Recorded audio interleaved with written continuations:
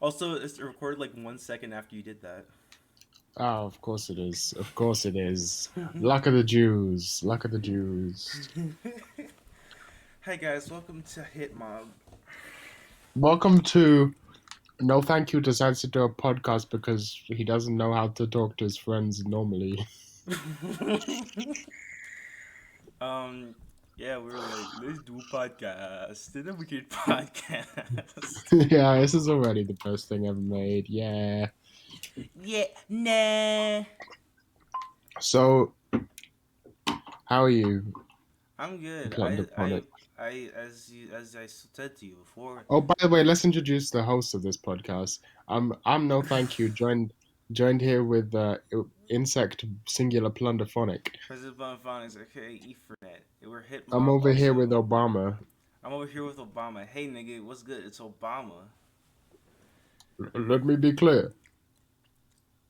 That's it. Okay, that's the end of that bit. Continue. How are you Okay. been, Ethernet? So like I woke up and I fucking cause I stayed up all night finishing my new mixtape, which you can listen on Bandcamp, my Bandcamp It's page. good.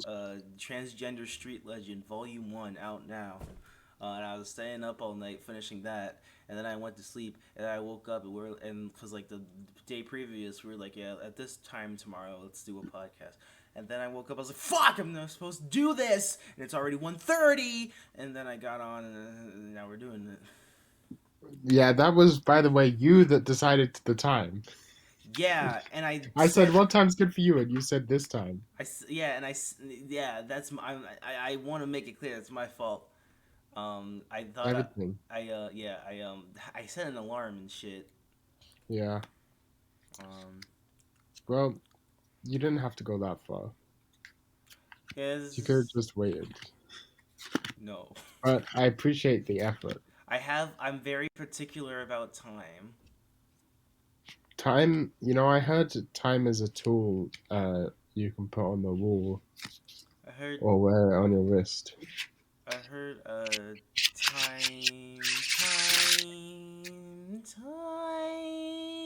Time. Hey, yo, you hear that unreleased Blady song that got leaked yesterday? No, I didn't. Hold on, let me send it to you. Let's do a live reaction. Okay. All right.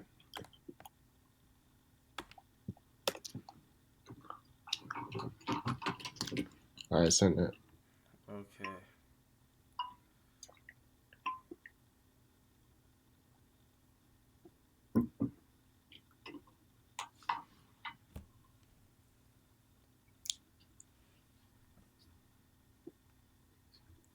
Okay. Uh, it'll play. It'll play. So I'm gonna talk over it so it'll avoid copy. Kike. Yeah, okay. All right. 3, 2, 1. Play. Astro. Yeah. Fuck you, nigga. Yeah, this is Sun sicko is mode down, freezing acapella. cold. That's It's just sicko mode acapella. Okay, whatever. Yeah, it's just.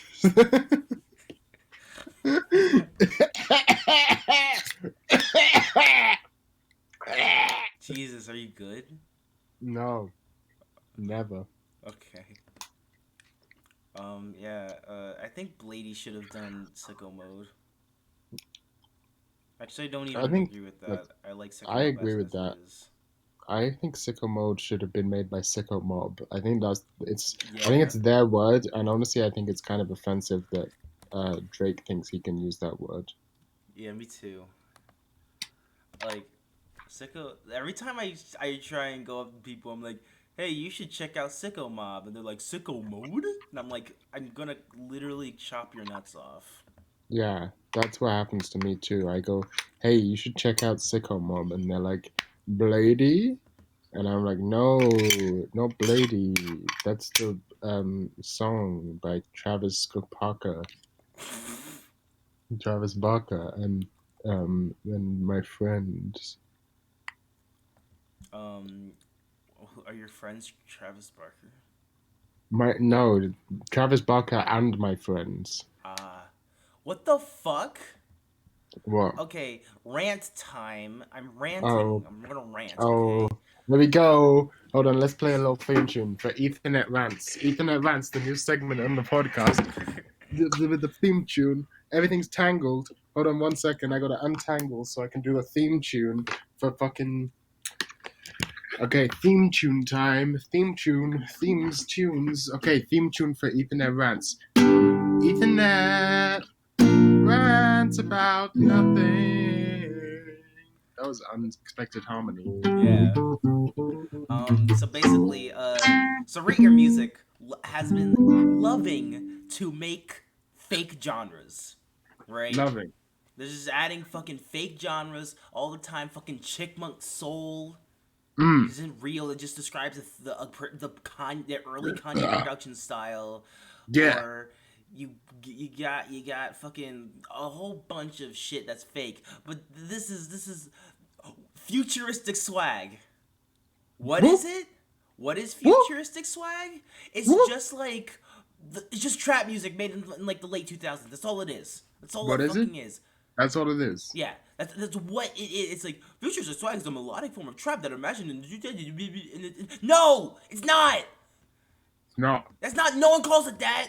No one has ever said a genre is called futuristic swag. I'm doing ad libs, by the way, for your cool. rant. Don't worry about it. Just like how no one has ever called anything fucking Chipmunk Soul. Just like how no one has called anything Plug. You know what Plug is? It's just fucking Playboy Cardi. Oh, It's like under the I underground thought that Atlanta was sound. something you put in a bath Anyway, so the water don't go out. no, you die that way. No, thank you. You die if you put a plug in the bath. Yes. How do you stop the water going out? Oh, you mean I thought you meant like an electrical plug. No, Oh. Oh yeah, I guess. I didn't mean that. I meant a plug for the bath. Oh yeah, you know. Why would you put an electrical plug in the bath? That sounds like a bad idea, Ethan. Yeah. Have you been doing that? And I have not been doing that. That's why I said you. Anyway, the fucking futuristic swag is not a real genre. Why do they keep who keeps like trying to pitch and who's like approving that? Yeah, I went on fucking SoundCloud the other day and I saw a tag people calling stuff stigma. Yeah, this new genre. Fucking what even is stigma? I'm not gonna ask because you're probably gonna say something. Stigma dick in your ass. Yeah, I knew it. Yeah, you saw that coming. Yeah. You saw it coming a mile away. But yeah, I'm just like, you know what Rate Your Music is? It's a database site. But you can't base things that aren't data, that are just made up shit by you. Well, okay. I'll play devil's advocate here. Mm-hmm. Isn't every genre tag just made up by people? Yeah, but I feel like there should be at least like some like honesty, because it should refer to like something that you can like point to as like a cultural movement that people called it that. Like no one like there wasn't a cultural movement, or like there wasn't like any group of people that was calling it that thing, nor did they think of it like that. It's like it also like describe also there's like a lot of unnecessary genres that that like already are described by another genre. So like it's just a case of Rate Your Music people being completely ignorant. Okay. Yeah. I mean, again, playing devil's advocate here. You could apply the same logic to lots of other things that we do consider genres. So, like, people in the Baroque era wouldn't have called their music Baroque music. Yeah. It was just music. It was just jams, It was just swagged out jams. Yeah. But now someone at some point, probably an academic somewhere, or maybe whatever, was like, yeah, that's Baroque music. What gives that random academic or whoever more authority than Rate Your Music listeners? Yeah, I understand that. I just feel like like that. I feel like that is like trying to describe something that's real. A lot of these genres like literally don't describe anything. But this isn't a this isn't a new problem. Like back in the 2000s, oh fuck, what did they call it? They had this stupid name. Fuck, they had this really like the British music press came up with a name that Mm-hmm. described like music that didn't exist. It was like something rave or something like uh fuck, I don't remember what it was. Uh, it was like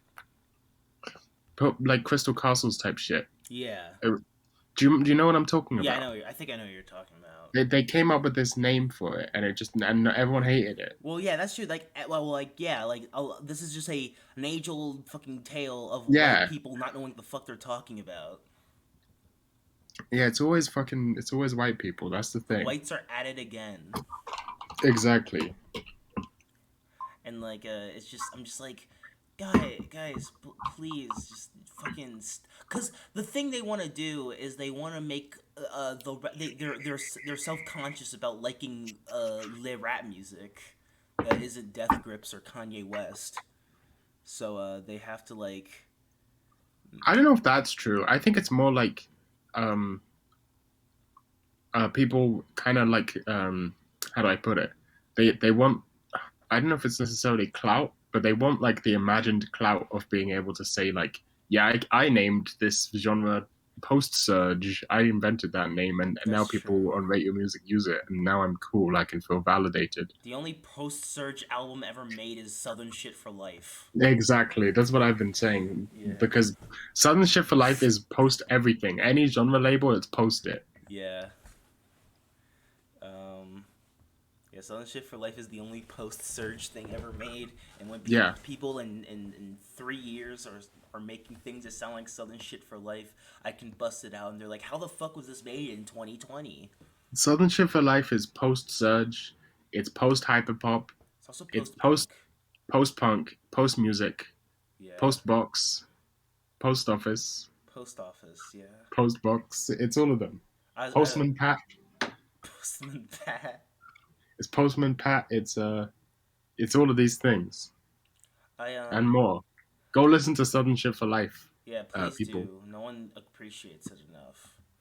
I do. You do. You love it. Like you by far love it more. Like if my friends like it, but I want you people in the audience, you, my lovely little clam. I want you to fucking listen to it. I don't know why I called you guys clams. No, that's the name for the Crab Stack listeners. This crab Clams. stack fandom. Yeah, you're now called clams. You're called clams. It's like producers.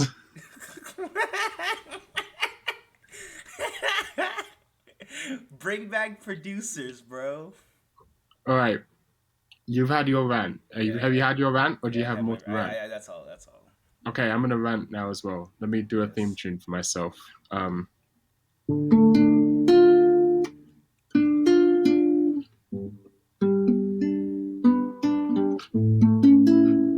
What song is that? I don't That's just know. someone else's song.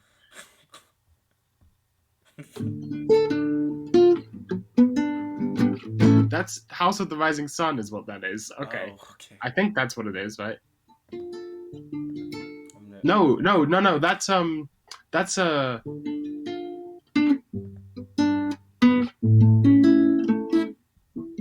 I mean, it's probably a bunch of songs, but I'm thinking of fuck, I can say sick at heart and lonely. this is a really weird theme song. Yeah, that's how the must be. Okay, welcome to No Thank Yous Rant. All right, sorry, that was terrible. All right, welcome to my comedy special. Um, so I have a bug screen, right? Okay. Let's back up. It's summer in the UK. Summer in the UK. Yeah. I'm sure summer in the UK is nothing compared to summer in Atlanta. I'm Yeah. sure, but there is to make an excuse. Buildings in the UK are built for winter. They're big brick structures, double Yeah. glazed windows. lots of insulation, all of these things. They're built to keep warm in winter, which means they get very hot in summer, and no one has air conditioning. Yeah, and like I So it have gets good air quite. conditioning. Yeah.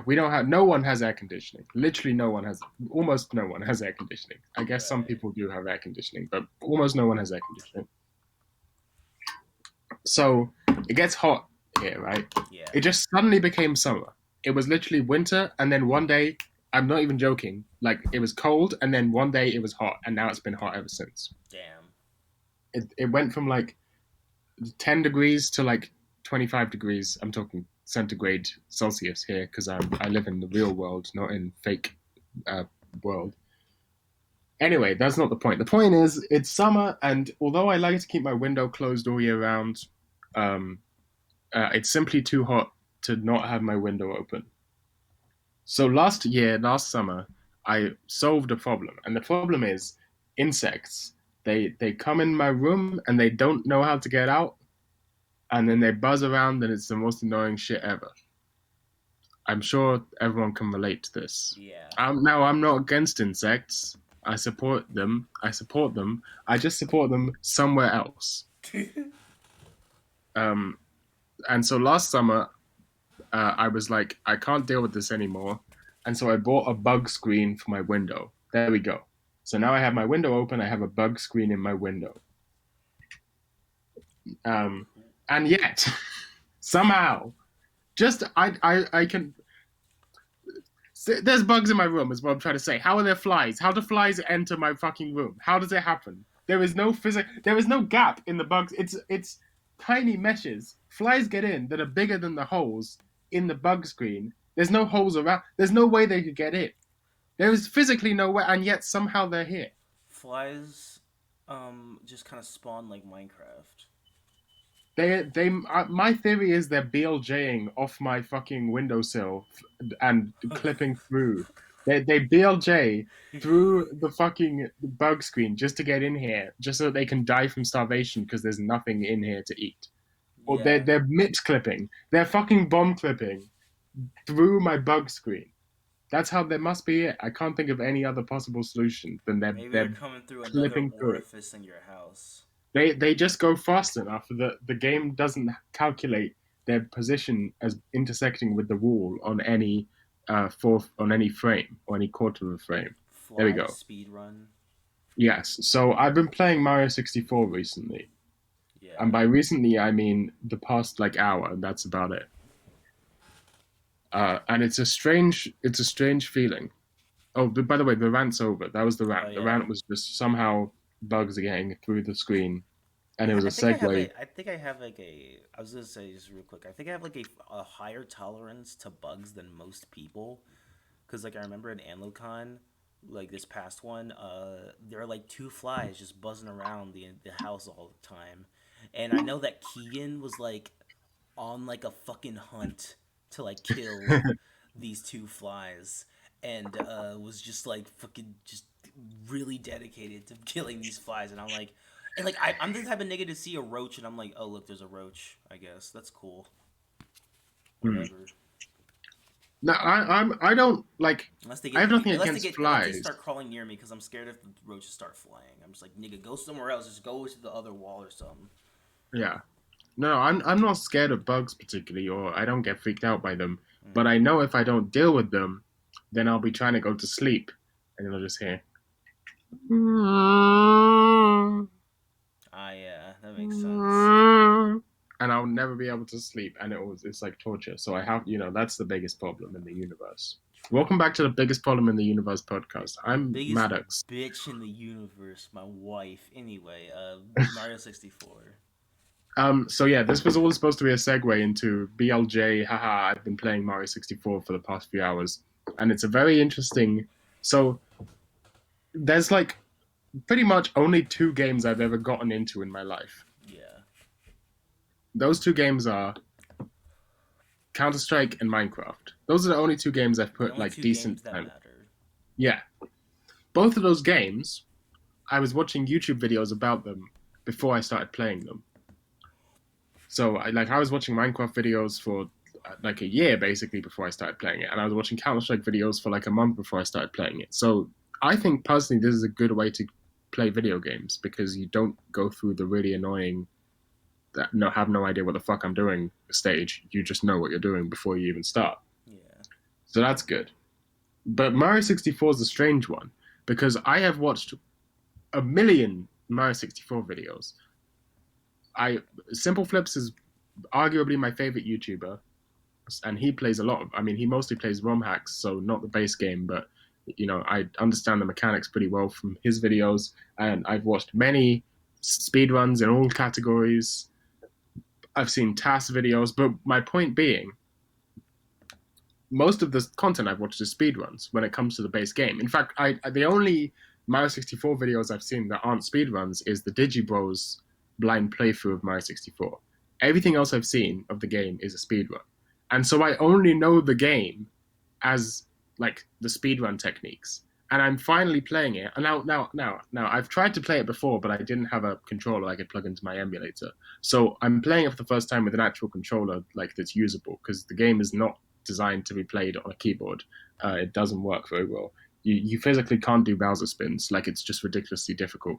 And so this is the first time I'm playing the game in a method that I can actually, play it properly. And my point is, it's just fucking weird, like playing a game where you already know all the like. Not only do I already know like the positions of stars and the layouts of stages, but like I know like in-depth mechanics about the game. I know like I don't know. I not just BLJs or whatever, but let me see. I did something just earlier.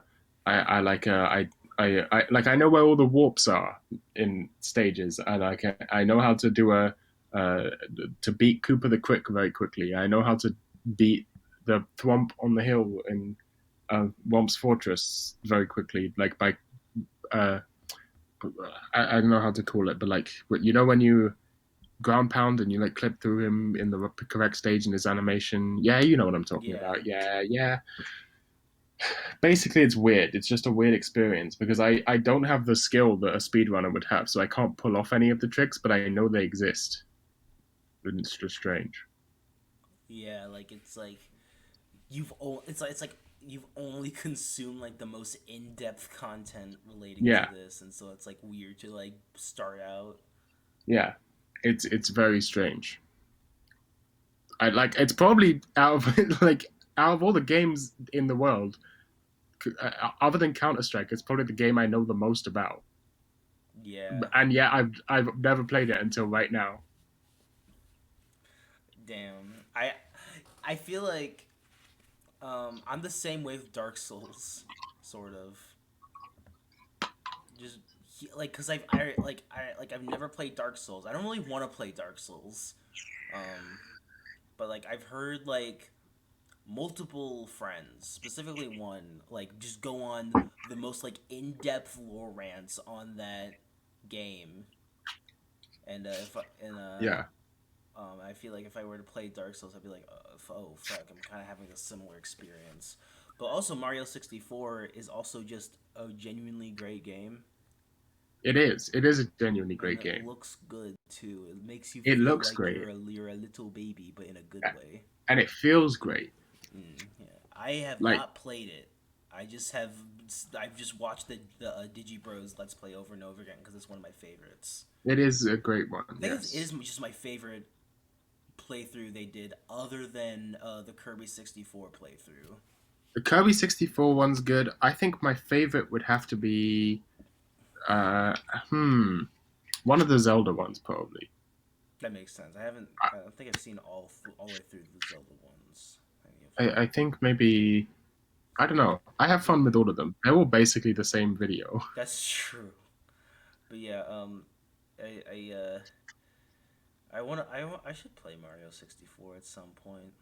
It's great. It's great fun. Yeah. Um. And I actually recommend maybe playing through the game and then coming back after you've beat it vanilla and then trying some speed like try and learn some basic speedrun tech That'd be because yeah. it's actually very fun and there's like it's one of the most speedrun games. There's loads of resources to like the only reason I'm playing the game right now is because I want to unlock the infinite staircase so that I can learn to BLJ. Yeah. I have no interest in playing half the levels in the game. I'm just going to BLJ straight into the Bowser in the Fire Sea or whatever. Yeah. I feel like, yeah, I'll just make that like this year's plunder does nothing but play some video game for a week straight arc, because I have Yeah, those like every year. Last year it was which one was it? Shit. You remember? F-Zero. Yeah, oh yeah, it was the same level of F-Zero actually. Bruh, I love that shit. I It was played just the same yeah. level of Sonic Art for like 100 hours. Yeah, like I only cared about this one specific level in F-Zero and just did it over and over again. It was really fun. I should cuz Yeah, yeah, it's so fun. cuz video games are definitely not like I one day I will get more into them as a medium. But like I feel like they're too much of a time sink for me cuz like for me to like really care Yeah. about even a single game right I have now. very little motivation to like get into video games. Yeah, which is like the which is like you're like the one person I can relate to this on that Yeah. because like when you grow up on this side of the internet, we're just here, right? Everyone's into fucking video games. Yeah, it's weird. Yeah, like How do people like video games are long as fuck? yeah. How do people like have time to be into anime Well, and video okay, games?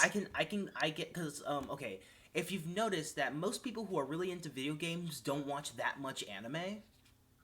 Some of them do though. Some of them do. Some of them do. But like people who are like okay, I kind of understood it when I played all of No More Heroes at AnloCon. Yeah. I kind of understood how people can play just video games over and over again because playing a video game to consume it takes less effort to like keep consuming it. When you sit down and you watch a 12 episode show, you're not really moving a whole bunch. You're just kind of Yeah, sitting that's there true. for like 4 hours. Try reading a 50-hour visual novel. Yeah. Oh, you have done that. You've done that already. Yeah, I've already done that. And it took you like 6 months. Yeah, it took no. The only because there's a bit in between because it made me too sad to continue. Well, yeah. Try playing a 7 out of 10 visual 50-hour visual novel. True, yeah. But yeah, but like with video games, it's like it keeps. It's very easy to just like forget that you're like consuming things, right? Yeah, that's true. Because you're just like you are fixated on completing a task. And so I was like, when I was playing No More Heroes, and like 5 hours just passed, and I didn't realize it. I'm like, okay, I get it now. Yeah. I still like anime more. I think there needs to be a distinction made between people who play video games and people who play video game. Like, Yes, for example, like I wouldn't class Dotsmite as a gamer, for example, Right. because she only plays RuneScape. Yeah. And like You Tetris only and Super play- Meat Boy and Isaac, but Yeah. RuneScape. But like you I'm talking like I feel like Yumi and Dotes are very different from Lily, for example, who Yeah, plays, very different. Yeah, Lily's just a fucking huge gamer. She's a girl who plays video games, which is hard to really believe. But Yeah. Girl but- gamers. girl gamers, they exist maybe. Yeah, like it's but like I get confused at like some like Anlo people, right, who just like play video games constantly.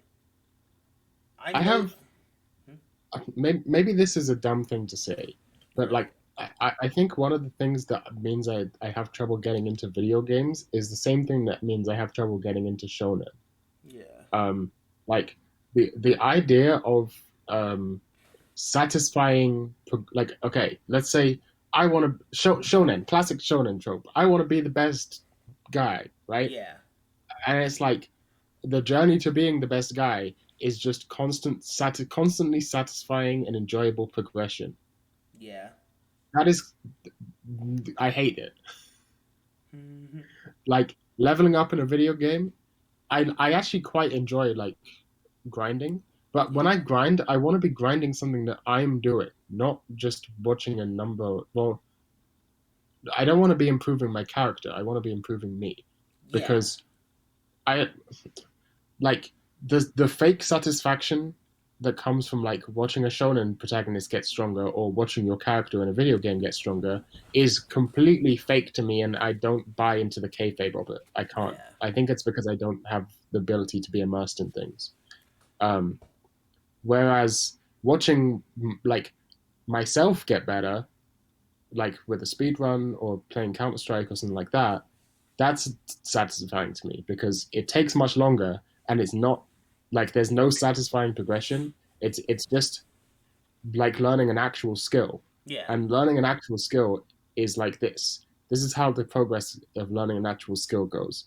You start it and then you immediately see really good progress. So like the difference between I've never picked up a guitar in my life and I've been playing guitar for 2 days is massive. And then the difference between 2 days and a week is going to be massive. And then suddenly you just have to suffer for like 12 years Yeah. and you barely improve. Like you'll have like the tiniest improvements, but you just suffer for 12 years. And 12 years go by and suddenly you're like, oh, I didn't even notice I'm a fucking guitar god. I didn't even notice. That's what Yeah. progression in life is about. You just suffer. You get a taste of glory right at the beginning, and then you never have fun ever again. And that's what I'm all about. Um, I feel like that makes sense. Like you're all about collecting sort of skills you can do. Like Yeah, you want to feel like you've done something. Where it's like with me with games, why I can't get into why I don't care about leveling up is because I'm the complete opposite. I don't give a fuck about getting better at anything. Um, I feel I mean, that's good. I actually think that's good. yeah, I because like I'm very much like about the experience of something, right? Like whenever I watch an anime, for example, I especially recently, I've been like, well, I like the experience of watching this show, and I want the show itself to be good, rather than I'm just completing the show to up a number. The number is cool, like the increase in like experience or whatever. It is good. I do love it a lot, but I like it for database reasons. yeah, I like it to sort of look at my list and go like, wow, I've seen all this anime. That's really cool. But like okay, because like because like with games, right? I am extremely mechanics based. Every game that I liked feels good to play, and that's what I care about. Like I don't care. This is why I play the same level of things over and over yeah, again. I don't care about beating anything. I barely beat games at all, unless it's like heavily story based, like Yume Nikki or Undertale. Like yeah. I And like I also like. Do you find that like uh when you play games on emulator, you don't feel bad at all using a save states if you want to? yeah, I don't feel bad at all for using anything like that. Just because I want to, Exactly. I want to play a game because I want to see pretty colors and do things with my hands when I'm talking to friends. Yeah, like I tried to emulate DS games on my phone once. I Yeah, think. I think it was my phone. It must have been. I tried to emulate Mario Kart DS on my phone because I played that yeah, game as a kid. And it ran at about 5 FPS.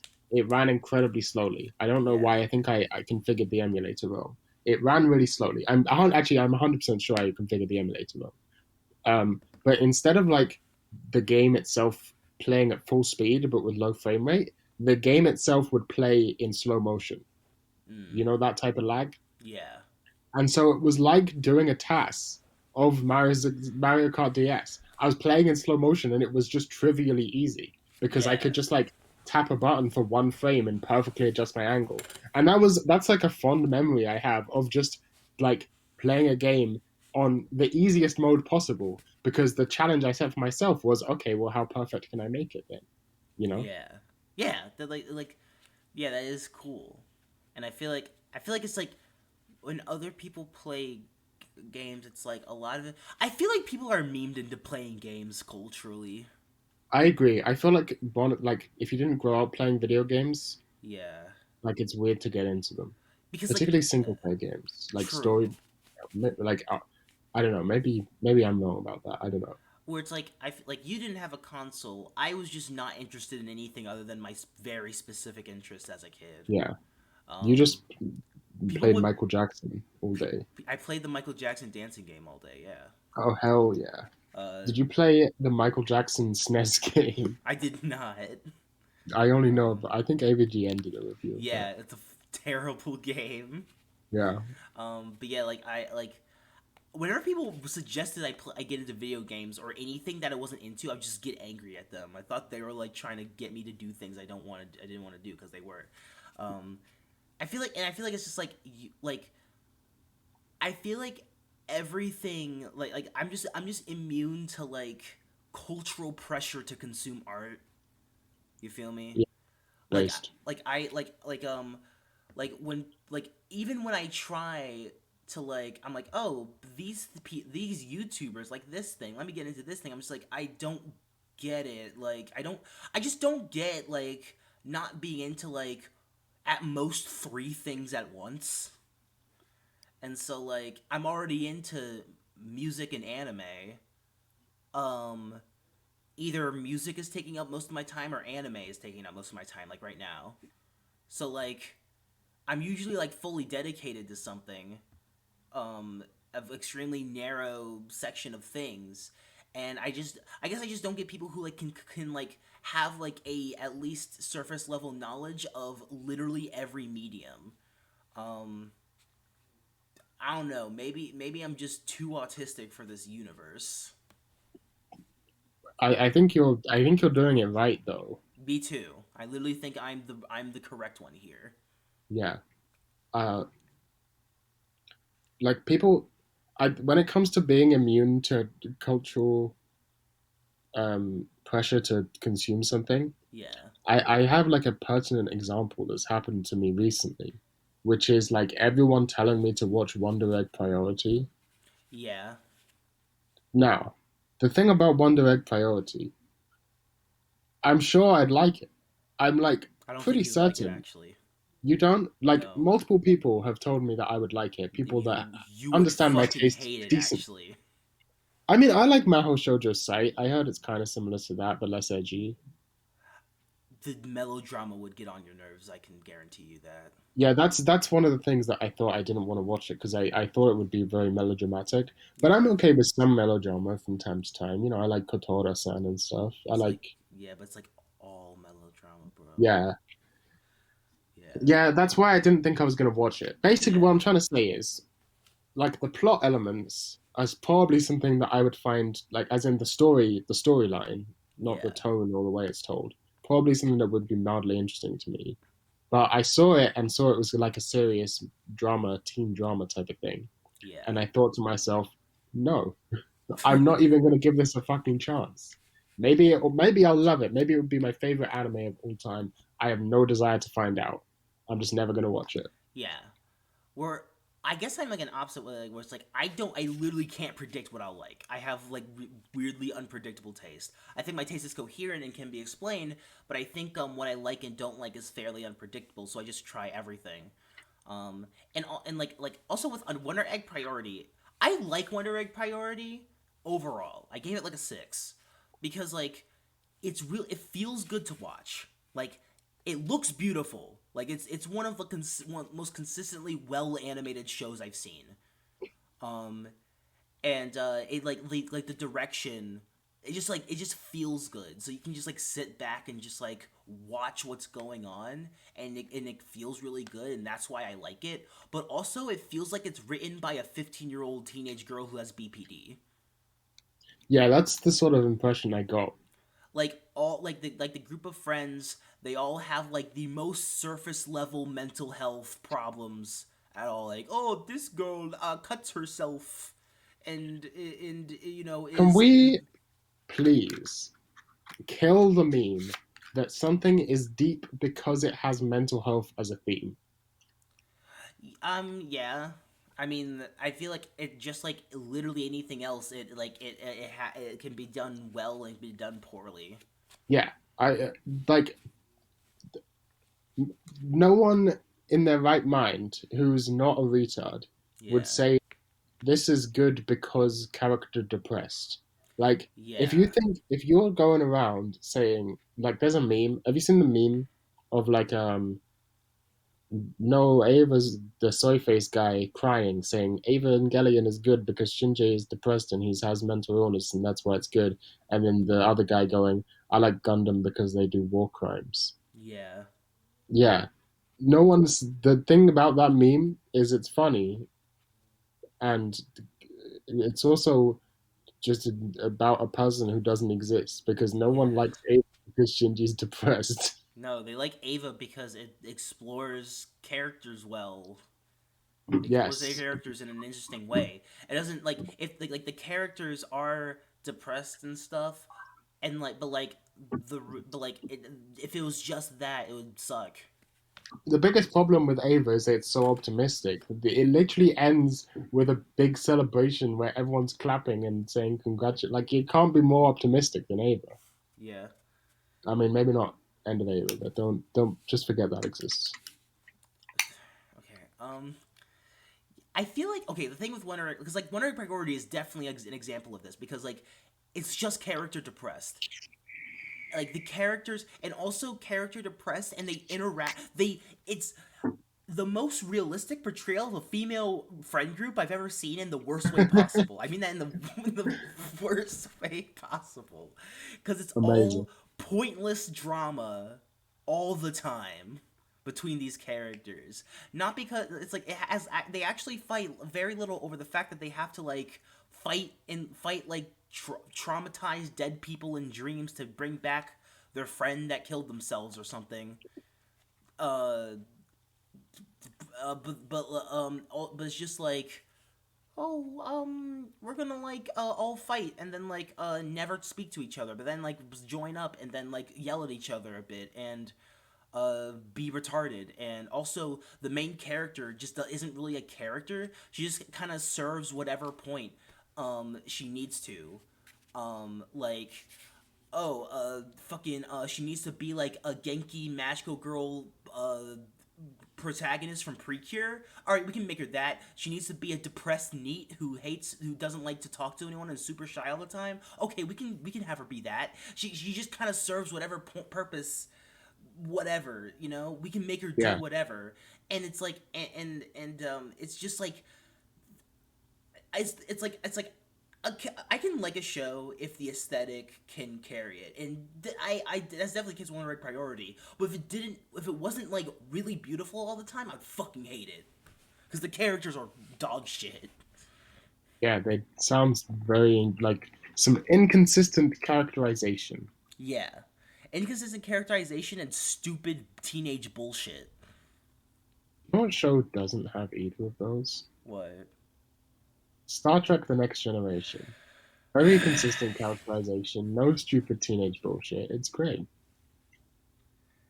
Yeah, but it's like real people. Yeah, but they're like actually good. Like they're all good actors. It's That's not true. like stupid shit where they're bad actors. They're good actors. Yeah, I liked what you showed me. It's just like I'm like I guess like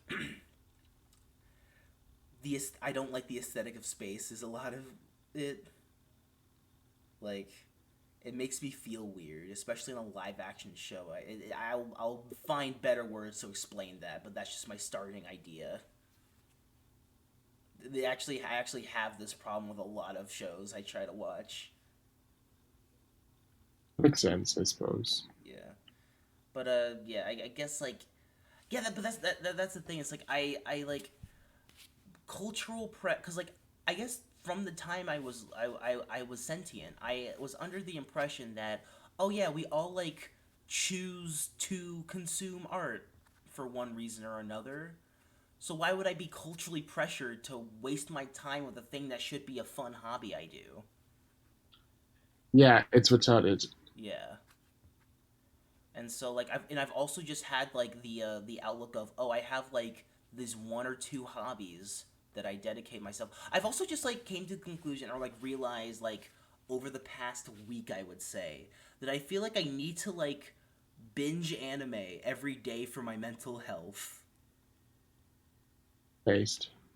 because like I feel like when I'm not like doing that consistently, like something feels wrong, and I've noticed that's like what has felt wrong for a long time. And like lately I've been like watching a shitload of anime every day, and I realize, oh yeah, this just feels right, and it makes me like feel like I am like a person and I'm doing the thing that is correct for me to do. And I'm like, yeah, this is just how I want to live my life, I guess. I mean, I feel like that's good. Yes. Like the feeling of watching like you watch a 12 episode show in a night. I need that every night. I can't do that. It's just I can't do it. I don't know why. I don't know. I guess I'm also just also the type of person to like. I love repetition to an unreasonable So degree. do I. Yeah. Hmm. I like. I just want to. I just. I don't know what I want to do.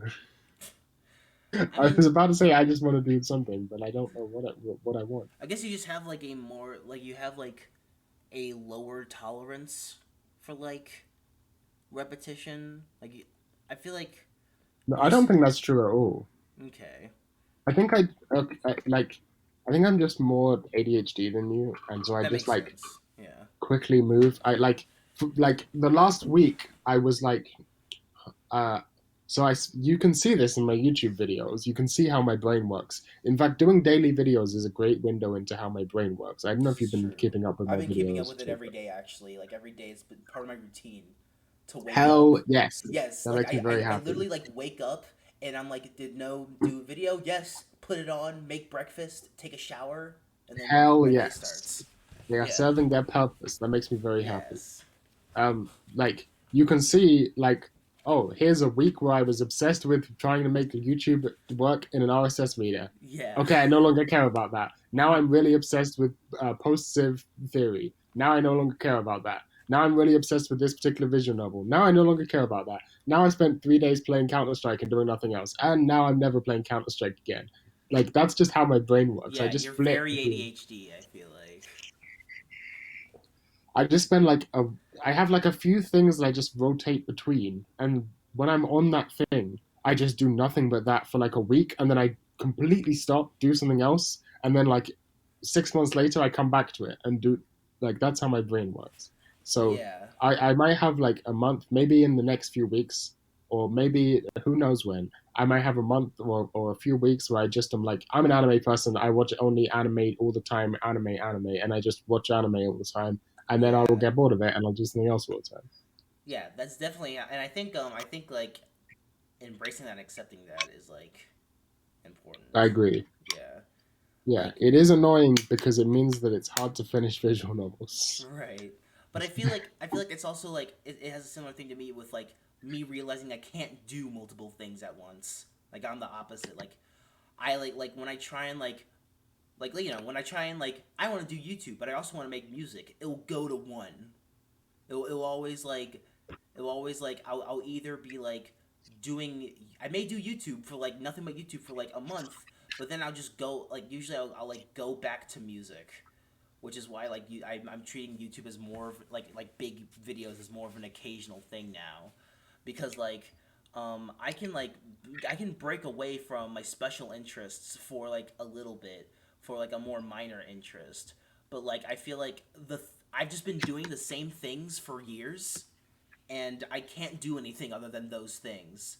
And if I don't do those things, then I get really sad, which is why I've been so sad for the last 4 years. Because I forced myself to do things I didn't want to do because I was memed into the idea of accomplishments, which is another thing.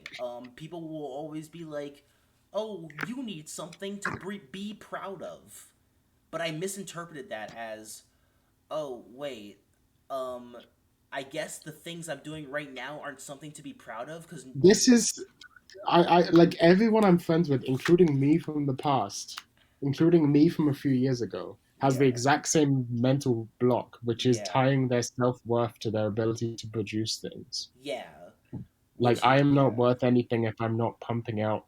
the best music of all time, or I'm not worth anything if I'm not, I don't know, Yeah, making a YouTube video every day. because like I think about like when I was like 13, right? I was completely fine with like I go to school, I come home, I binge a show, and then I go to sleep. I was completely fine with doing that. And also like I was just like starting to learn how to like make music around that time too. And I was like, yeah, this is just what I want to do. But everyone around me was telling me that like that's not something I should be proud of, and I should be proud of something else. And so you tie your self worth to something, and for me it was like, well, if I can do this, then I can get back to what I want to do. But then I never did, and now I'm finally doing that, and it's like, oh wait, I shouldn't have bought into this retarded idea in the first place. Well, I'm glad I did when I was like in my teens. So now I'm like only 18. I can just spend the rest of my Yeah, life being based. I think it's also partially like um an attention thing. Like Yeah, you want definitely. attention, and so you want attention for, and like you're like, when I make something and people tell me it good, it feel good, and therefore that means that I'm only worth something when someone tells me that the thing I made is good. Yeah, I'm definitely that's definitely the only way I got attention ever Yeah, by whereas other I've people. completely like I'm very satisfied with where my mental state is right now, even though Same. obviously I still have my problems. But like I'm very comfortable with failure right now. Like when I spend a day making a song and it turns out like shit and I just delete it, I like if this 2 years ago I would have been depressed for the next week, but now I'm like that's just a part of the process. Yeah. It is what it is. Doesn't say anything about me as a person. It's just how it is. Yeah. Like I feel like yeah, it's like your failures and stuff like the things like I think you said it best one time, like the things you do don't define who you are. Yeah, Which is it's which is an unfortunate side effect of living in a capitalist society where everyone feels like the things you do are directly who you are. yeah, I hate the question. Like when you to first talk to a new person, they normally say like, "What's your name?" "Oh, my name's No Thank You." "So what do you do?" And then I just punch them in the face, then run away. Because what do I do? I do all sorts of things. What do you want me to Yeah. tell you? Like yeah, it's like I mean like that could be a cool thing to like okay, maybe we can find something in common, but like I like the things I do are But they just mean like, what do you do for work? That's what yeah, they that's mean. true. Yeah. And I If tell someone asked me that, I say musician, and then I stop talking to if them. someone asks me that, I'm like, I don't have a job. I don't do anything. I'm literally a need. If someone asks me that, so what do you do? And I say, I kill people like you. I'm a hitman, and you're my target. I was sort of thinking about this last night though, how like I feel like especially Americans and like or like people in the West really like tie their entire identity to things they do. Well, it Um doesn't make any sense yeah. in like a. Let's say you're in a third world country. Let's say you're in a country where, um, with a low GDP, something like that. Like Yeah. I don't know, maybe somewhere in southern Eritrea. I don't know, Yeah. random African country. Yeah. If you ask anyone what they do, the answer is just farmer. Yeah. Like that's not. There's no point in asking the question, and that's how it was for like most of human history. Well, no, that's how it was for a long time. Before that, well, it was what do you do? Whatever needs doing was the answer. Yeah. I think that should be. I think we need to. I think that should always be the answer. What do you do? Whatever needs doing. If it doesn't Yeah. need doing, why do it? Exactly. I've the last few days I've taken to saying this. I've got a roof over my head. I've got food to eat, a bed to sleep in, clean water to drink, a couple beers in the fridge, an internet connection. What else do you need in life? Like that's it. That's literally There's true. literally nothing else I need or want. I am free from desire. Yeah. If it Same. ain't broke, don't fix it.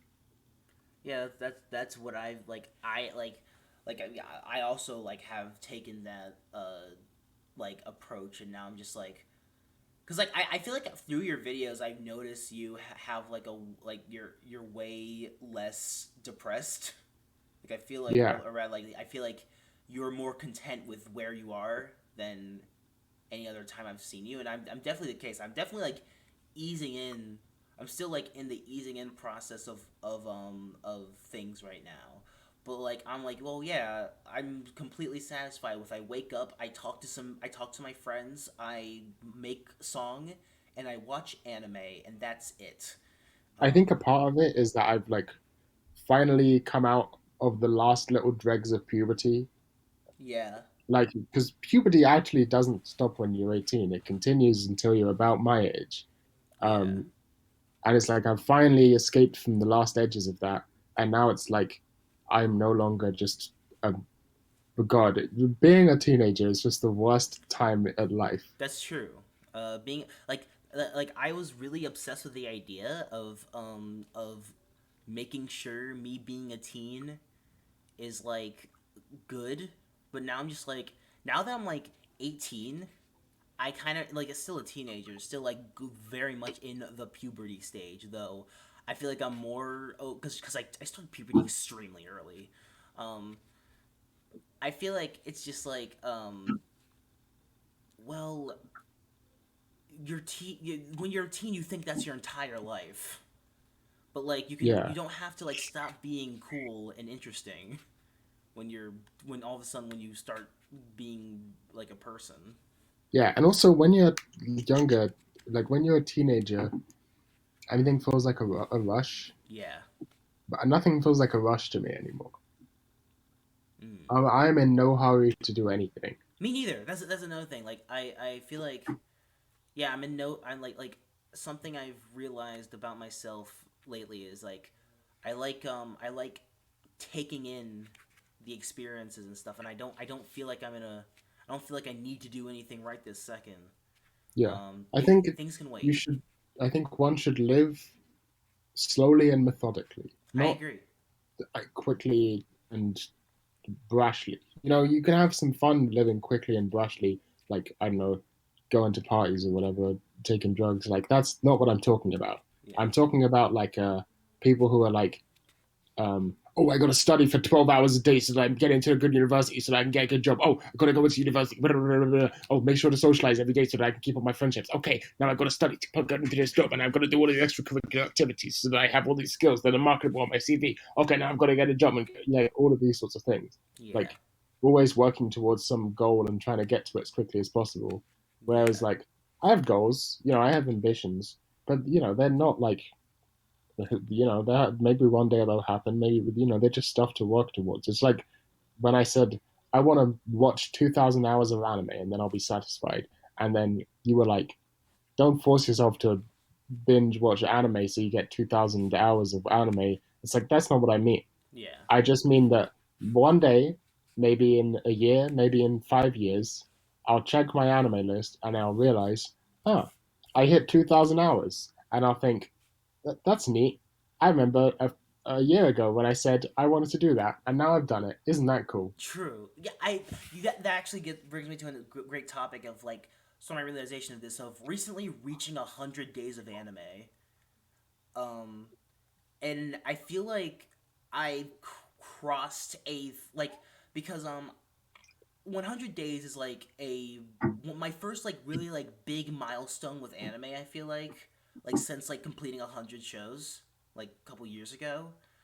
Um, I sort of looked at that and realized like oh well that's nice.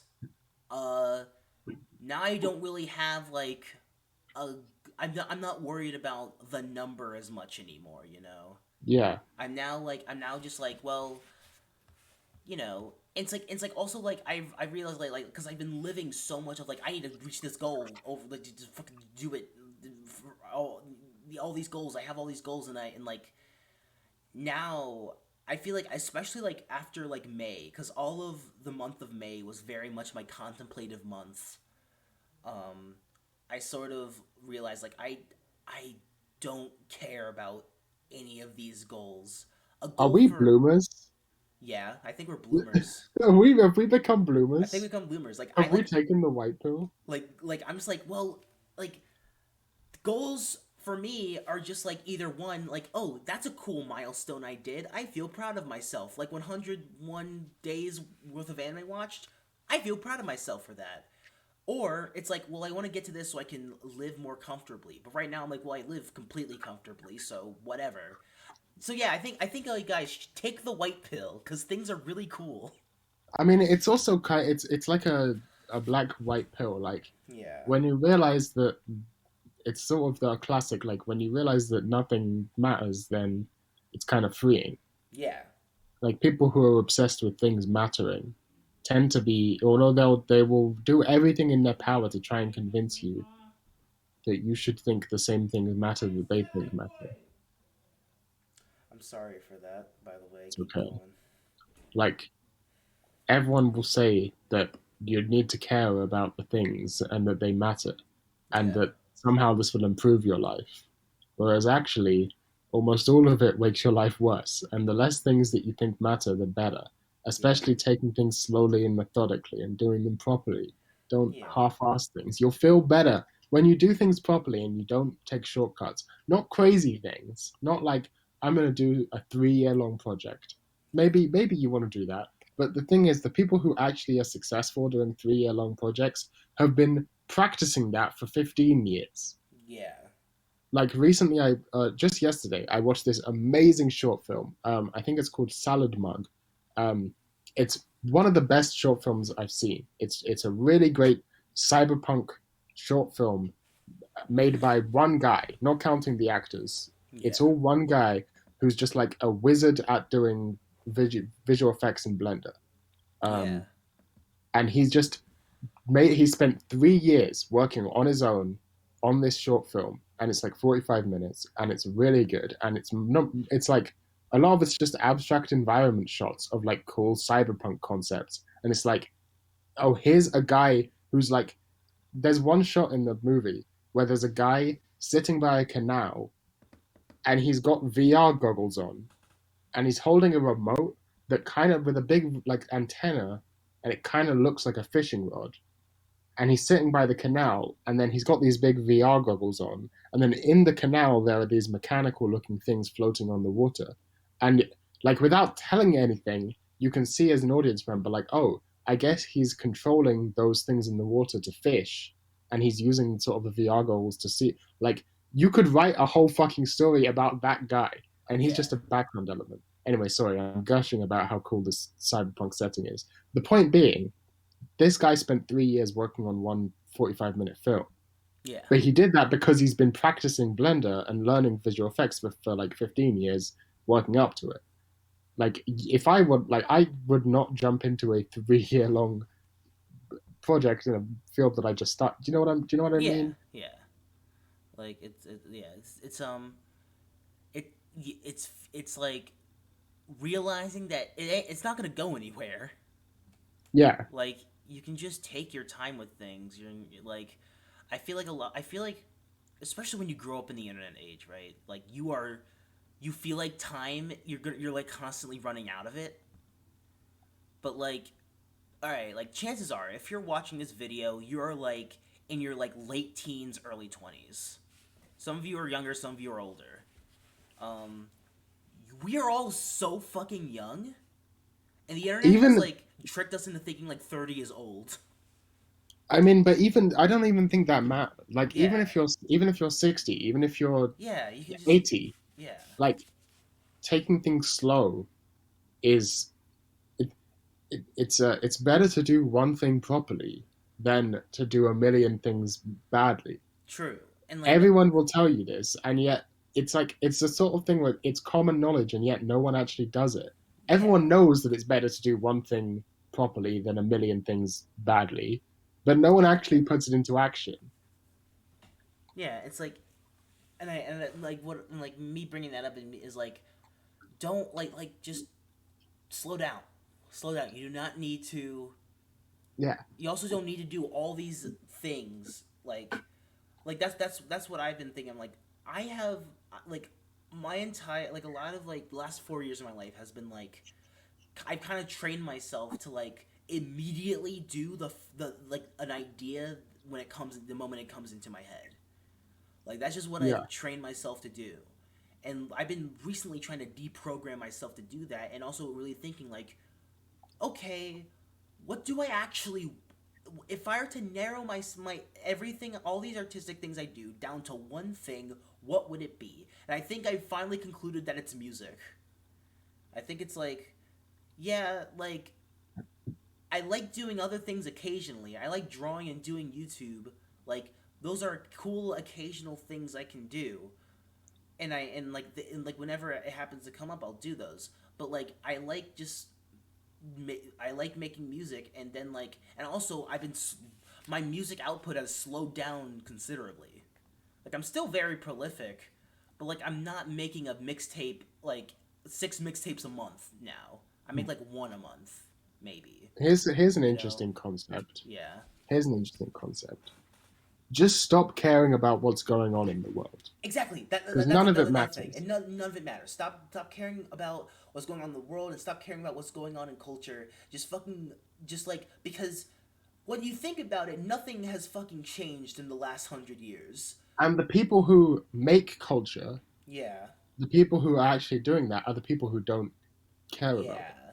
Like Like the people who create a new genre movement are most of the time not the people who are super like engaged in genre. They're the people who are just yeah. making stuff that they want to make, and then everyone else spawns off of them. Yeah. Like and like cuz like I kind of thought about like this, like the only things that have changed in the last century is just how capitalism is done. I mean, the internet is a pretty big deal. Yeah, but that's still I'm thinking just well, yeah, things have come and gone. They've been like really big deal. Like yeah, the internet's a really big deal, but also like the things happening in the world right now is like it seems catastrophic, but it's all about how it's marketed to you because things have been happening all the time. It's just we have access to that information now very Hmm. easily, and so it's like, well, why should I fucking care? You know, Well, if something, yeah, if something like happens and I'm involved in it, I couldn't have prevented that. Like on if it's like on a global or political scale, like I couldn't me knowing about. congratulations, Plunder. You accidentally invented stoicism again. Yeah, that's true. I feel like everyone just accidentally invents stoicism again at one Well, point yeah, in their life. because stoicism is just correct. I don't think it's correct. I have some problems with stoicism, but it worked well enough for a few thousand years that I think it's a decent way to live. Yeah, I mean, I don't know. I don't know much about the specifics of stoicism, But but like, uh, the thing I don't like about stoicism is that it just sort of takes it for granted that how do I put it? It yeah, assumes a few things about the human brain that don't really make much sense. that's true. That's Like, true. and it so for example, like if you can't change something, just stop caring about it. Okay, bitch, how? Yeah, yeah, that's definitely true, and yeah, um, it's not really a there's not really a thing of stop worrying about it for me. It's like more of a well, yeah, I if it happens to me, then I couldn't have controlled it though. Like I can Yeah, still it's worry more about like it. acceptance. It's It's more like accepting. It's accepting acceptance. that Yeah, I will be sad about things that are happening in the world. Buddhism. Yeah. Shout out to the Buddhists. Shout out them Buddhists. Yeah. So I don't know.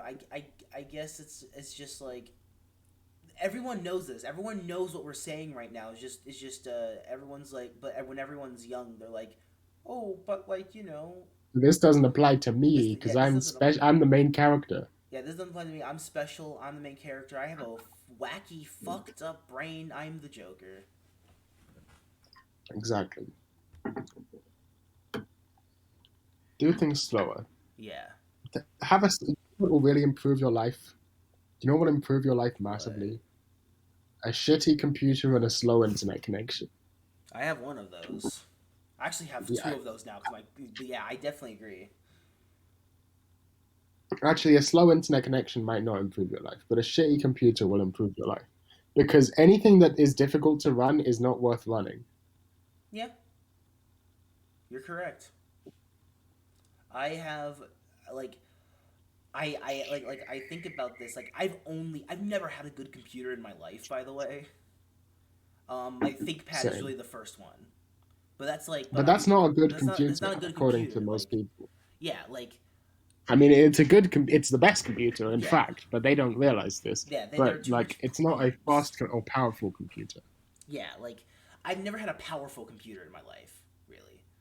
Um, which I think has been like, it makes me like uh kind of value like when I can run something, or like when I can get something done, because everyone around me, a lot of them has like, a lot of like people who are a bit richer, they have like good ass computers, Yeah, like a lot of my friends have good computers. Like my friend Two Straws is constantly like, your computer fucking sucks, you know.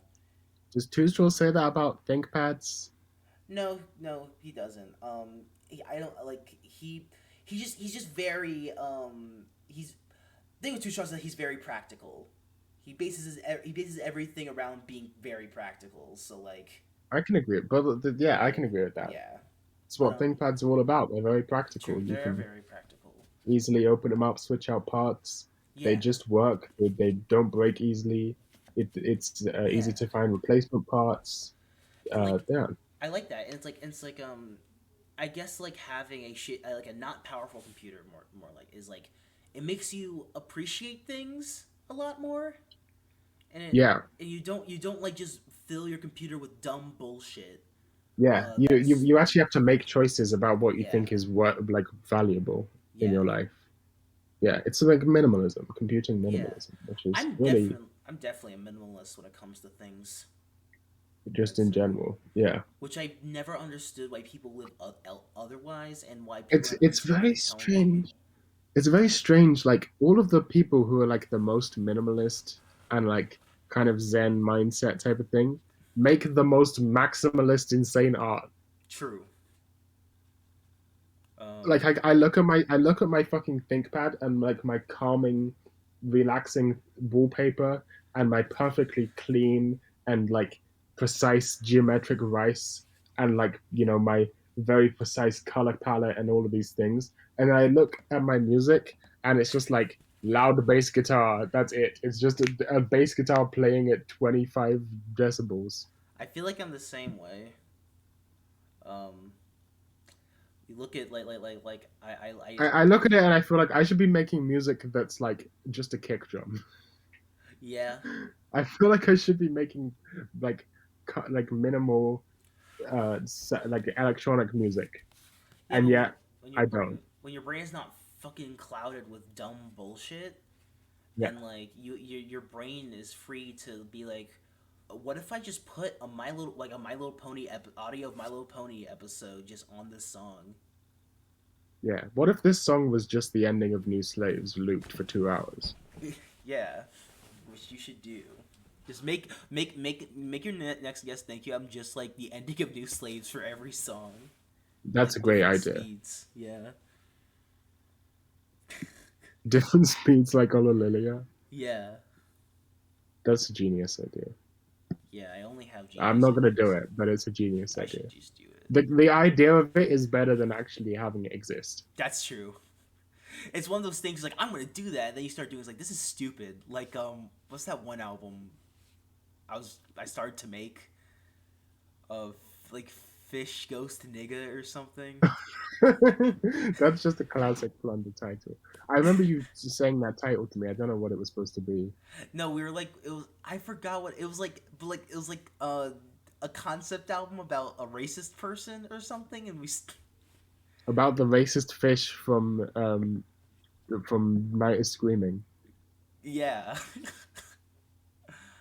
I like how it's just the fish from Night is Screaming, not the fish from Goldfish Snacks to it's me. yeah that fish is extremely important to me as like a symbol in my life. Yes, Yeah, based. like because it's an old 8chan meme that has just followed me around my entire life because I've just been wanting to be like, hey guys, look at this. And they're like, this is just a goldfish cracker. I'm like, yeah. Yeah, isn't it the funniest thing you've ever seen? So funny. Look at him. He It's is ex- funny. He do be out there swimming and shit. it's an obscure reference. Literally, no one but me remembers. Or maybe some person out there who's like jerking off this cheese pizza or something. Yeah. I've also been getting really into Mad Thad. Speaking of I that, thought you were gonna say I've been getting really into cheese pizza recently. no, I'm not a criminal. Debatable. No, I crossed the street illegally, but that's like Ooh. and I You live pirate in a anime. place where crossing the street is a crime. How does that feel? Yeah, that fucking sucks. Can you pause the recording for a second? Or just entertain the viewers because I need the toilet. Okay. Yeah, we're recording this. Yeah, this is not just a conversation we're having. This is a podcast. Yeah. Just remember that. Okay, I'm gonna go to the loo. Okay, we're gonna do a bass freestyle. Um, beat. I'm just gonna. I'm just gonna look up an Earl Sweatshirt instrumental because that's the first thing that came into mind. Here's a playlist of them.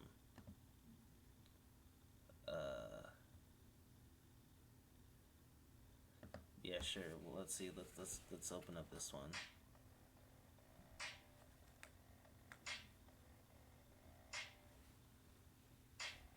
Uh,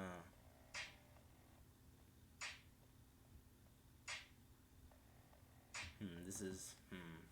That's way too quiet. I need my phone. Would I have time to do a whole freestyle? I don't know.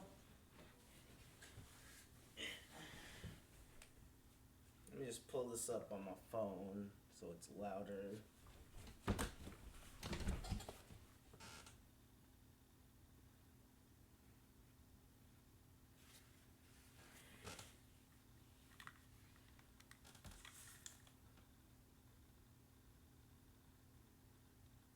Anime. Anime.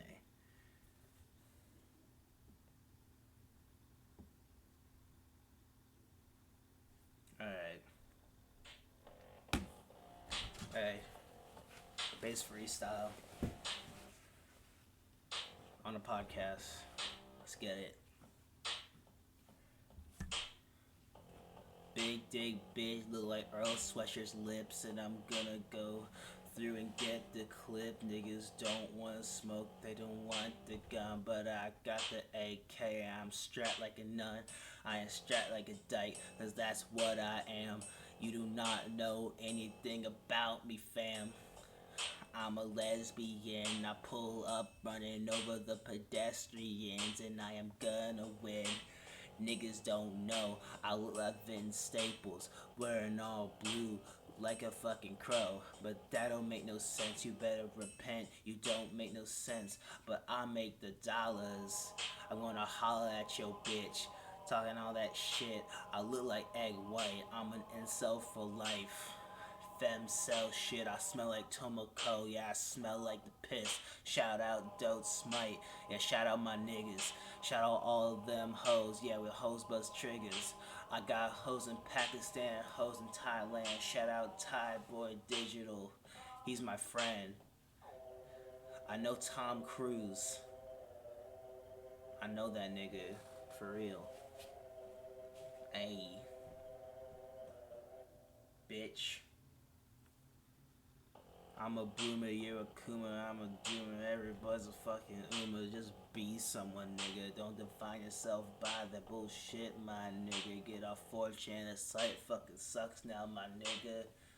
Conspiracy against the human race on my shelf as a symbol for how I need help. Then I threw that shit away for something more base. I brought the base God's book, so I'ma do that today. I'ma go into that shit and I'ma read it. I'ma eat the pussy that I'm so conceited. Niggas don't wanna know. I don't care about a hoe. Yeah, I'm on the road. A Zen Buddhist is the insults of the yesteryears. I pull up with the stick and I got yo bitch. I'm a shoot her in the ears and I'm a shoot her in the pussy. I'm so insane. That push so juicy.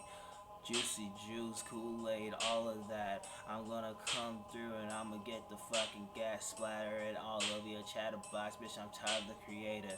Hoes on my dick looking like I'm Tomater.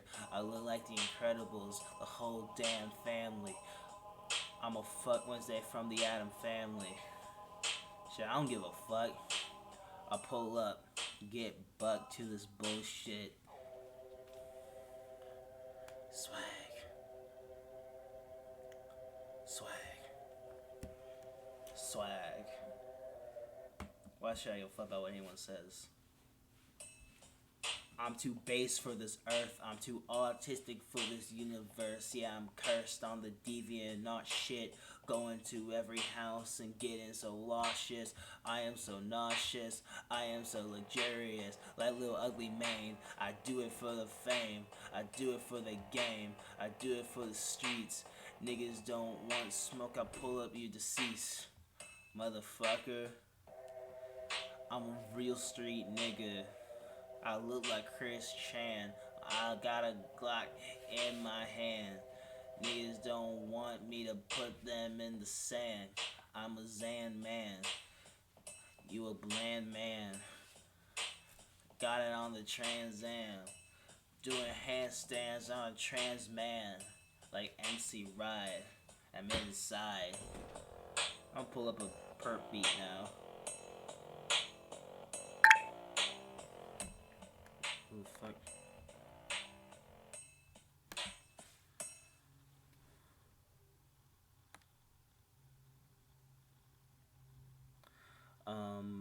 I'm gonna put this in post, but no thank you has sent me an image. I'm just gonna click it, and yeah, it says I am pooping, and it's a drawing of a girl. This is a good drawing. I now know what you're doing. All right, cool. Space Ghost per instrumental.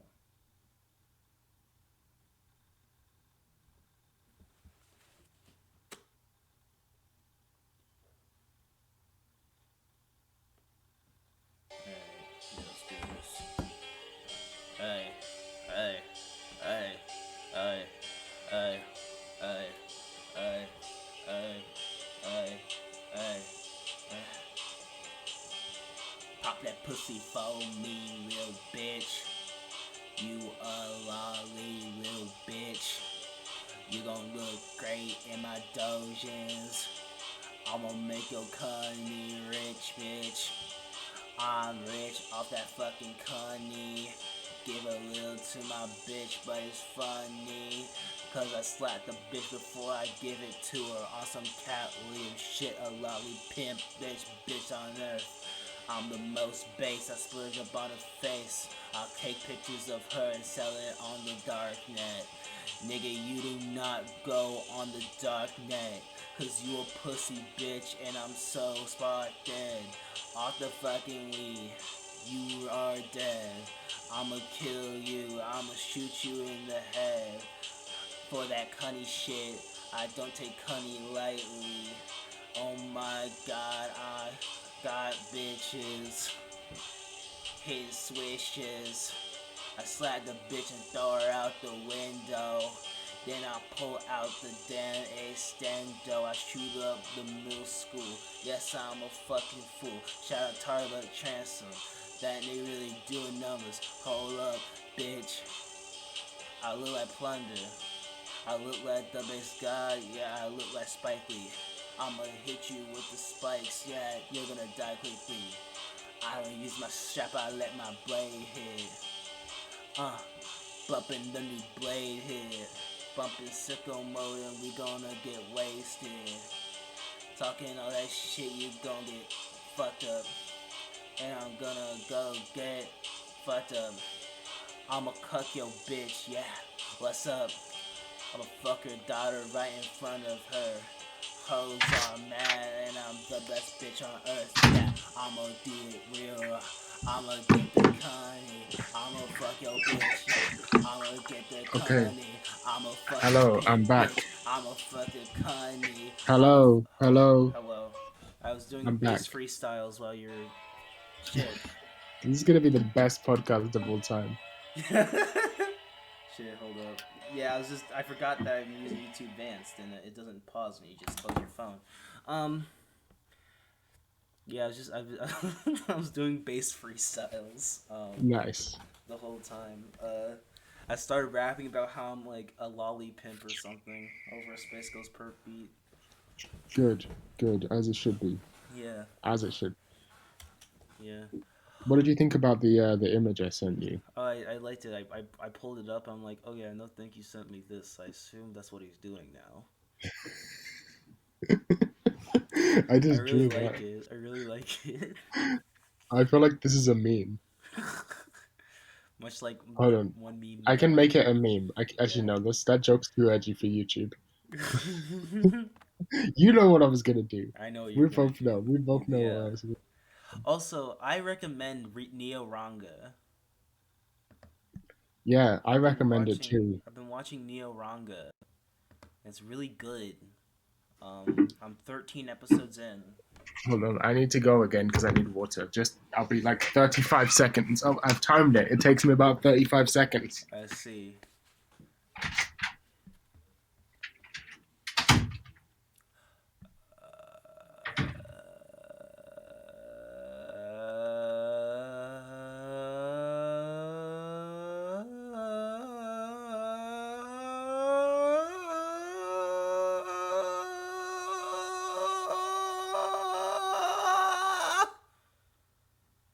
I have really shitty lungs. I'm not gonna do that again. That hurts. I don't know how to breathe. Fun fact. If you really wanna go and make paper, bitch, go ahead and pop that pussy for me. Bitch, go ahead and pop that pussy for me. If you really wanna go and make paper, bitch, go ahead and suck that pussy for me. Bitch, go ahead and pop that pussy for me.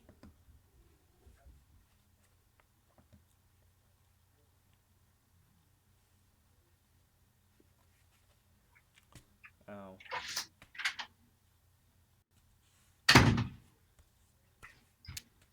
All right, it took a bit longer than 35 seconds because I was talking to my mom, but there we go. We're Okay. back. All right, we can continue the podcast. Yeah, Neo Ranga. Hi, welcome back to episode 2. Neo Ranga is good. Because like, have you seen any of Neo Ranga? No. Okay. The thing about Neo Ranga 1 is that it got a dub, which is very strange to me because Yo, just like me, I'll be catching them dubs too. yeah, me too. It's Yeah. really strange to me because this is the most Japanese thing ever. Like what Neo Ranga is about is just parodying Japanese culture. Hmm. And I'm just like I don't know how this would appeal to American audiences and like kind of doing it in like a really slow sort of there's a lot of like just portions of like silence and it's very like it looks pretty, by the way. It looks it's one of the best looking shows I've seen. Like I started recently taking like a bunch of screenshots for shows. Like I just started Yeah. like taking screenshots and I can't do that with Neo Ranga because I would just be screenshotting the entire show. But it's like kind of like a slow weird show about how Japanese culture is fucked up.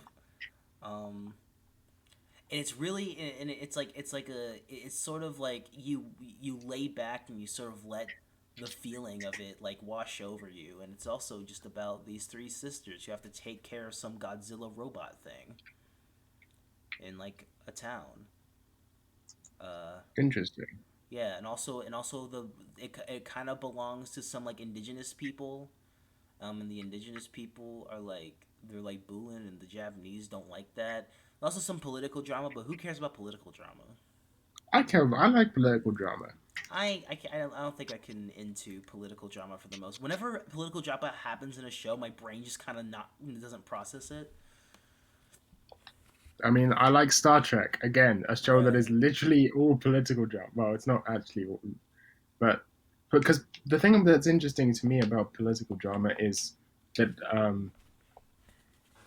like it because it's a microcosm of the human, Yeah. right? Like when you're seeing two different political factions collide, you're really seeing like two different conceptions of the human, like two ideas of what it means to be human, fighting it out in a sort of ideological battle, and that's really interesting to me. Yeah. That makes sense. I Like think. for example, so every like let's take Star Trek because it's the obvious example. Yeah. Like there are certain um, societies or races or whatever you want to call them. Uh, Factions would be the best word. There are certain political factions in Star Trek where it's like, so take the Cardassians in Star Trek, for example. You've seen the Cardassians because that's the chain of command Yeah. people. So the people that were torturing Picard in that episode are Cardassians. So like they're fascist, like they're just blatantly fascist, and Yeah. so they're like a military fascist dictatorship, and so it's like we all know that that's a bad thing. Well, hopefully we all know that that's a bad thing, Yeah. but like, why is it a bad thing? Like, can you really explain it?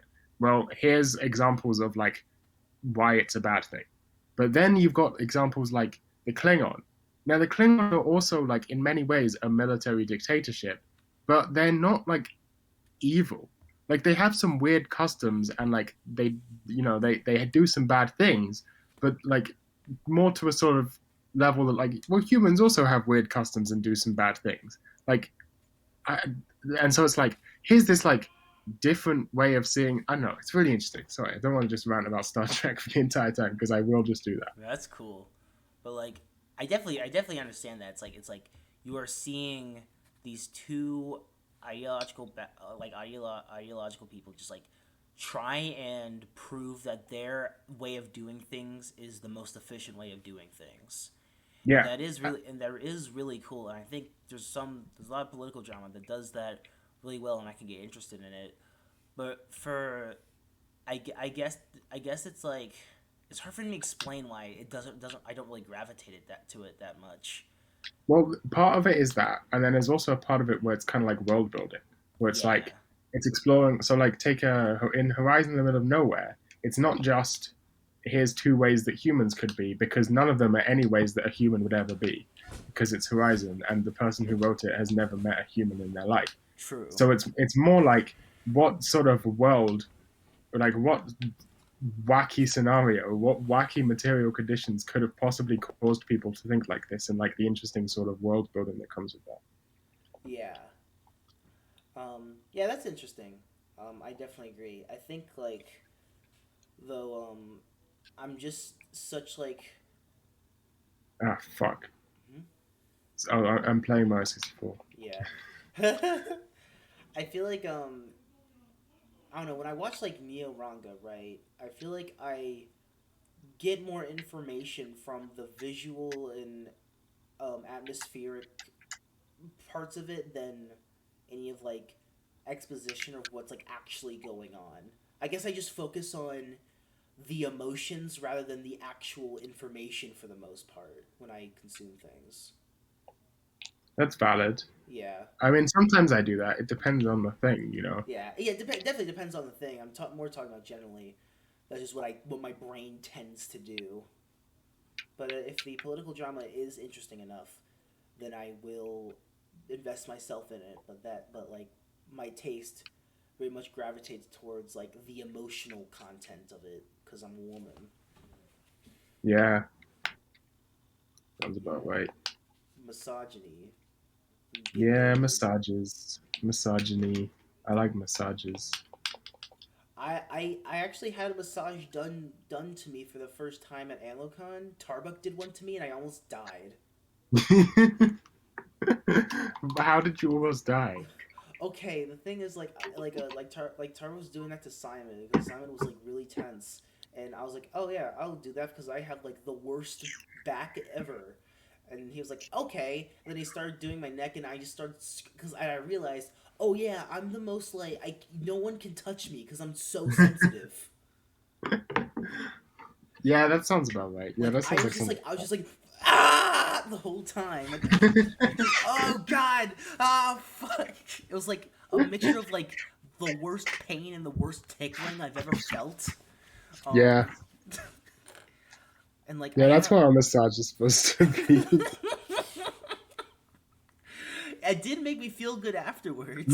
Ma'am, please, ma'am, I need to massage you. Let me tickle your feet, ma'am. Please, you don't understand. You I'm need the your tent, most so let me tickle your soles. I'm the most like ticklish person in the universe. I tried. I got really pissed off as a like when I was a young kid. My dad used to tickle me all the fucking Oh, time, same. and he thought it was the funniest thing.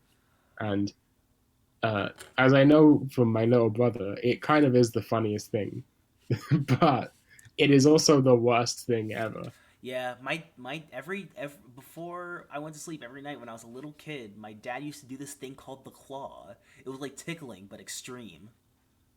Extreme. Whoa, the claw. The claw. It was like he like I don't know how to describe it. Just take my word for It's the it. claw. It's the claw. It's It's the claw. extreme tickling. That's all I need to know. It's extreme tickling and you know, yeah. But yeah, I'm just like but like also like in my neck and my back. Shut up! Don't continue that. I am going I have weird nerve endings. For instance, like whenever I get a haircut on the left side of my head, I always feel like a horrible nerve pain in my back. I don't know That what the is weird. fuck that's about. That is very strange. Yeah. I've never heard of that before.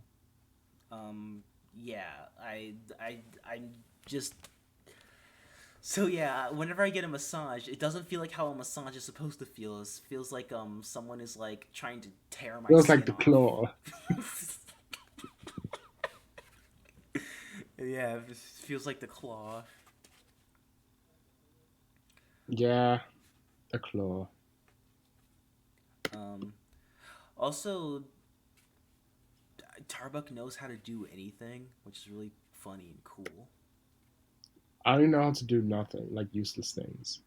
Uh, Anything useless, I know how to do it. I know how I to can do. juggle. Yeah, I know how to do some things Do you somewhat know how to do well. like three things, but really well, Yeah, yeah, which is how it should be? I agree. I know like a billion useless skills. Juggling is not useless. You can go up to hose and be like, "Hey, bitch, I'm Hey, juggling your can you pussy." juggle? No, Can you whistle? I used to. Can you whistle inwards? No, Whistle inwards. Can you do the hand whistle? no. Yeah, I can do that. What else? Throat singing. Yeah, I can do that. that's throat singing. Uh, I do my Shuffling noise. cards really well, of course. Yeah, Spent like 5 years shuffling cards. yeah. Yeah, you can for audio only listeners. There you go. All of them. Yeah, all of them. No, for visual only listeners who just watch the sound wave. They just watch it on an oscilloscope and get all the information that way. It's like that scene in The Matrix. You know that scene in The Matrix? Have I've you never seen The seen The Matrix? Yeah, I Matrix. knew you hadn't seen The Matrix, of course. Well, this will be for the gratification of people who have seen The Matrix. Like, you know that scene in The Matrix? No, you don't. Where the guy's like, I don't even see the code anymore. All I see is blonde, brunette. You know that scene? You know the scene I'm talking about? Yeah, just say no. Say yes. Say yes. Yes. Yeah, it's like that. I don't even see the oscilloscope anymore. All I hear is swag based. I think in bass freestyles. I think in small problems. I think in small little babies who don't even know what computer is. Yeah, I think in those two. Yeah. That was me. That was my impression of you. I think maybe. Thank you. Thank you for that impression. Let me do an impression of you. I've got 11 toes. I've got 11 toes. I have 11 of them, and they're all on my arms. They're all up and down my arms. I have 11 toes up and down my arms. I'm plantophonics.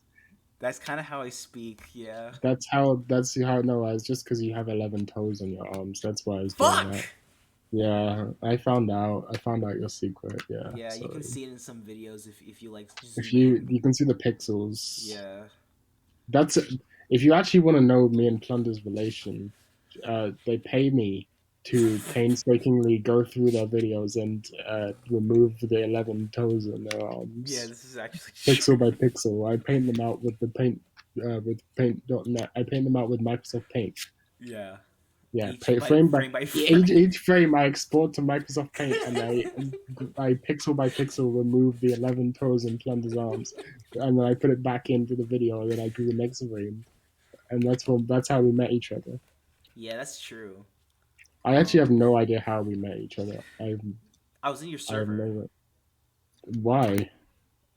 I don't know. Yeah, it's weird.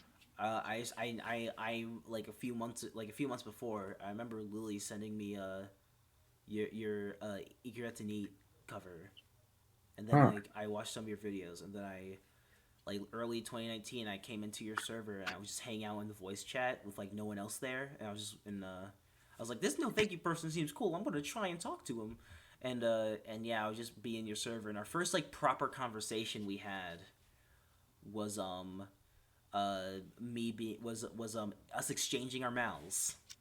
Of course it was. Yes. It's like business cards. Yeah, we exchanged our mouths. But the first thing I said to you was like, "Oh hey, I'm making a lollycore song," and then you were like, "That sounds pretty good or cool." I don't know. Yeah, that sounds like something I'd say. Yeah. Uh, but yeah. And then yeah, that's how we met. I remember how I met all my friends. Yeah, that's good. Like when I met Dotsmite in a sewer in New York. Yeah, them. I remember that. I was there. A Yeah, spider. I was a spider in the sewer, yeah. hanging out. I I was was watching. yeah. I was just walking around in New York as I do often, and I look down the sewer and I hear clickety clackities and Yeah, screaming, and I'm like, oh my god, and I like, oh my god, it's my and you were like, favorite "Wow, that's YouTuber. a hard ass beat," and so you went down Hot ass the beat manhole. clap. Hard ass beat, clap. You made You this? had. Hot ass beat clap. You made this. Hot ass beat clap. You heard that, and so you went down into the sewer, and Yeah. there was Ghostmite. Yeah, and I was like, "Oh my god, it's my favorite YouTuber, Dotsmite." And then she was like, "God, I fucking hate the Jewish." She said that. Yeah, I remember. I was there. She Yeah, said that. don't sue me for slander, Dotsmite. Sue him. I mean her. Sorry. It's okay. Sue Don't everyone. sue me, please. So sue me. Sue me Moo. instead. It's a fetish. Yo, yeah, I really get off to people stealing money from me. I mean, that's a that's like PayPix That stuff. is a real fetish. Yeah. Yeah. Which seems like the worst fetish. Yeah. I have a fetish for I don't know what joke. I have too many options to make jokes, so I can't choose one. I have a fetish for lettuce on like burgers. Wow. So I like those. Yeah, That. every time I eat lettuce, I cum my pants. It's actually a really All bad. right, let's have a topic because now we're just filling time by saying random words that come to our head. I know this is. I know this is what happens. So let's actually have a topic. My topic is I had food today. You did. Yeah, this is always the default topic. I just forgot what we were recording a podcast and we were doing our normal thing we do. By the Yeah, way. this is if you wanted to know what a normal conversation between me and Thunder is, it's half an hour of like the talking in depth about like the meaning of life. Like, yeah, life is all about living slowly, and here's a talk about stoicism and fucking Confucius and all of this shit. And then 5 minutes later, yeah, poopy poo, yeah, I was in a sewer and I was a spider and Jews. Yeah. So you ate food, right? So food is the default topic of all time Yes. because Yeah, you're everyone, right. it's always something to talk about. It's always Okay, good. so yesterday, my mum made a seafood Thai curry, prawns Yes. and it had prawns, Do you call it? What do you say in America? Is it prawns or shrimp? I don't know. Shrimp. Shrimp, Yeah. shrimp, Scrimp. If you're in prawns, whatever you the South. call them. Scrimp, Yeah. and salmon.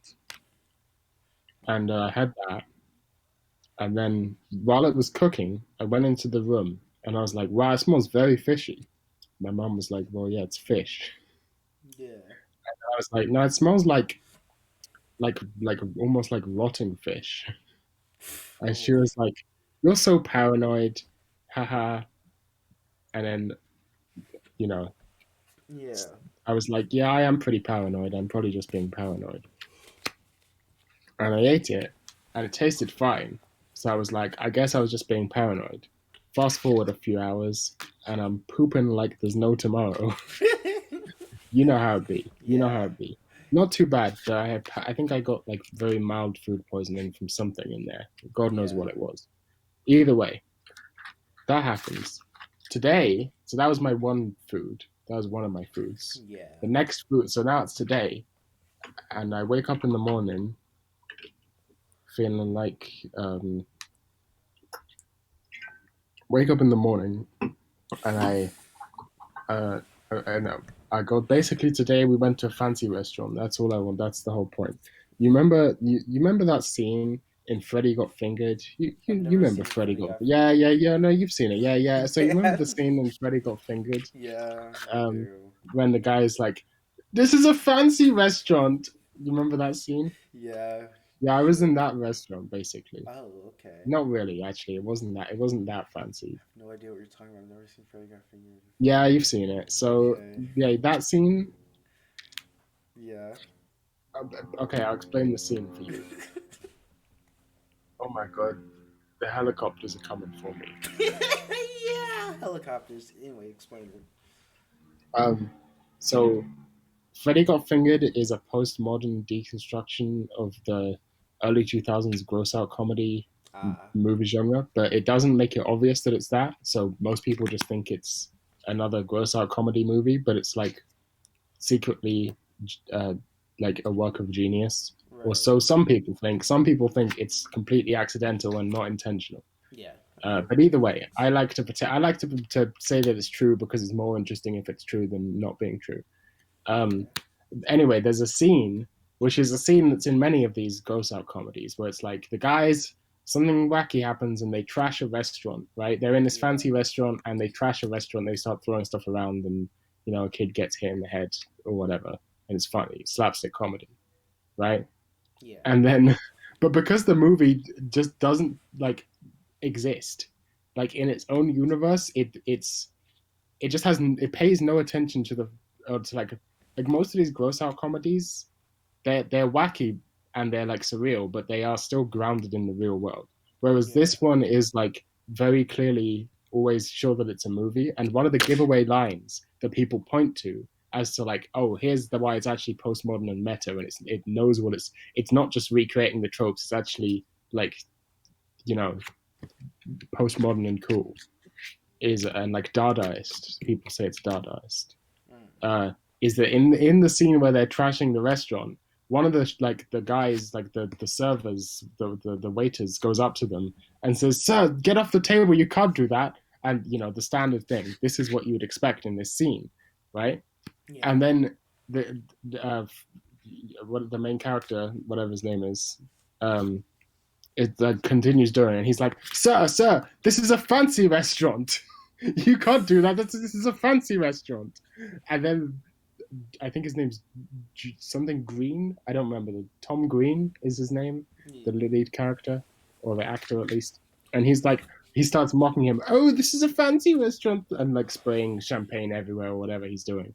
This is a fancy restaurant. So the point being that no, why would you say, "Sir, this is a fancy restaurant"? Like that's just a Yeah. ridiculous line. Anyway, that movie's great. You should watch Freddy Got I Fingered. should It's a, watch it. You're it's correct. Daddy, would you like some sausage?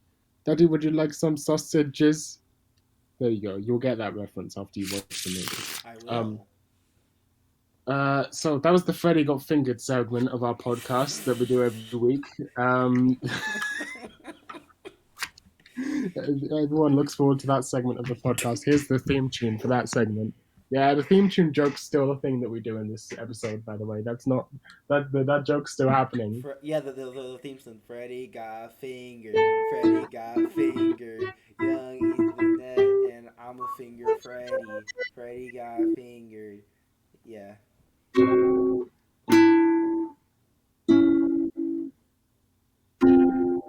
So you're at a fancy restaurant. Sorry, just doing some chord progressions. So I'm at a fancy restaurant. It's pretty fancy. It's a good restaurant. It's not like a anyway. It doesn't matter. It's a nice Italian restaurant. Yeah. And it was fucking. I had one of the best meals of my life, and it was amazing. And I'm just gonna brag about how good the food was. So that's this segment.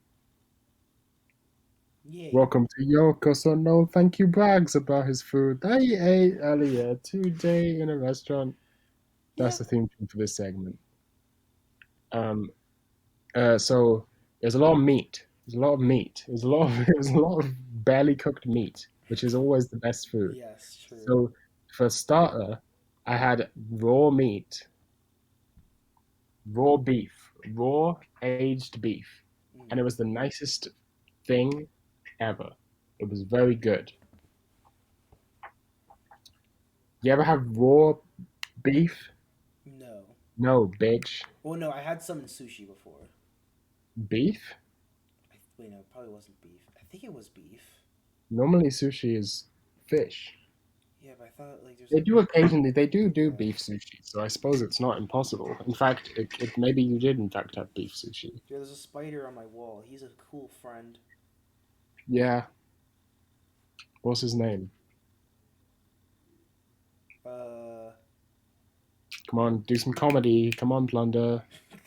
His name is Fred. Something funny. Say something funny. His name is Fred.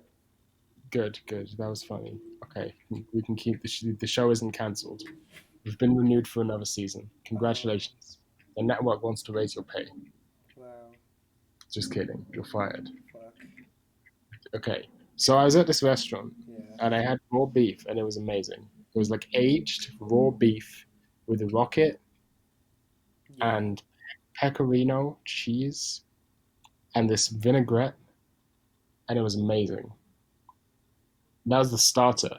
A whole plate of just beef with rocket and before this even happened, obviously when you sit down at a restaurant, they give you some bread and shit, and that bread was amazing. That was like some of the best bread I've ever had. Bread is the best part of restaurants sometimes. Sometimes. Not in this case. It was delicious. It was a part of the whole. Yeah.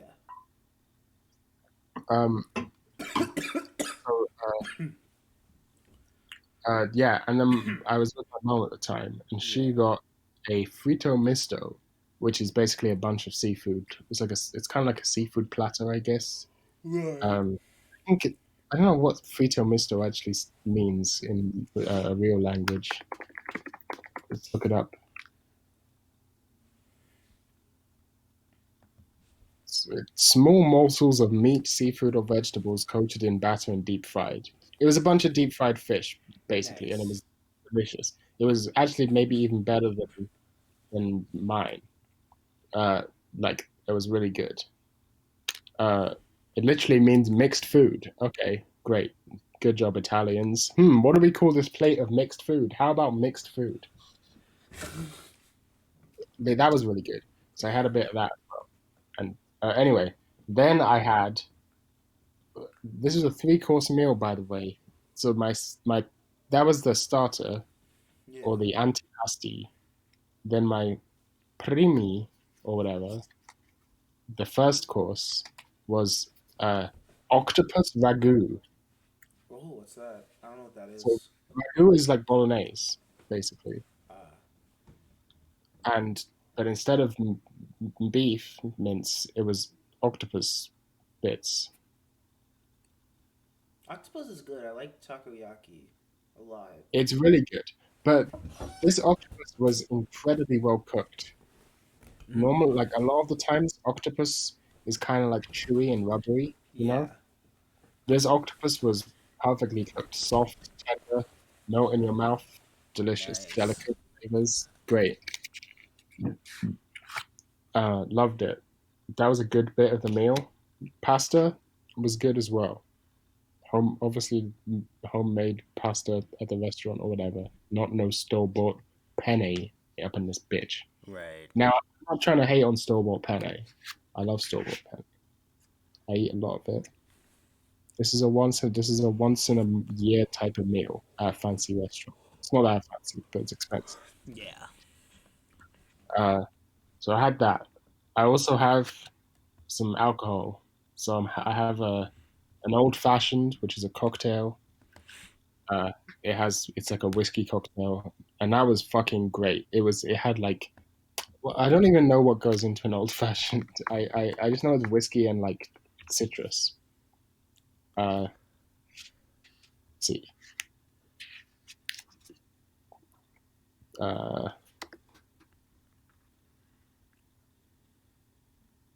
or whatever, it doesn't matter. It's a nice cocktail and it's very tasty and it's hot and it had ice in it and it was cool and delicious. And normally, I'm not a big fan of icing down drinks, but in the weather it was perfect. I also had some red wine as well. So that was why I drank, and that was all really nice. The wine was really good too. I don't really know anything about wine. I don't know what sort of wine it was, but it was delicious. I just know it was red and it tasted good. And my octopus ragu was good. But the star of the show, really, and actually, do you know what? I'll send you a picture. I'll send you a picture so you can see this what we're dealing with here. It's not the best picture because the lighting wasn't very good, but it was the what I had for my main course. Now, if you remember correctly, my first course was beef with rocket, right? Yeah. And so, what do you think I got for my main course? That's right, beef with rocket. Um, it was really good. I just need to find the picture of it. This isn't it. Oh, that's not it at all. Oops, that's definitely not the right picture. What the fuck is this? Pretend you never saw that. Pretend you never saw it.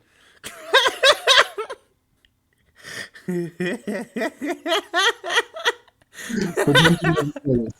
This is the sort What the fuck is this? of. Don't worry about it. Don't worry about it. I'm telling you, don't worry about it. Okay, okay.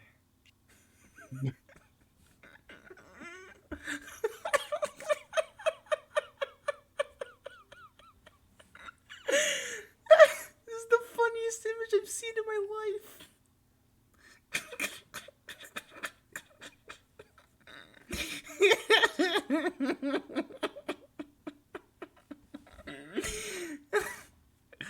Go on.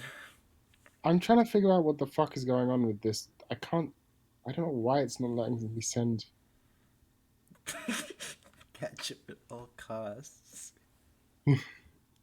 Warning, crazy ass man. This nigga crazy and racist also.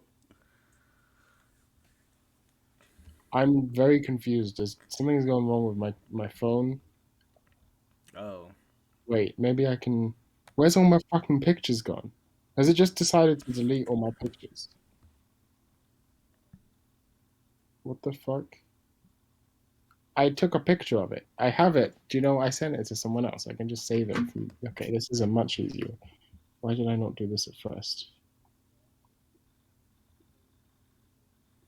Okay, this was very simple. Anyway, that's the sort of joke images me and my friend Lil Crazy Bitch share with each other. Yeah.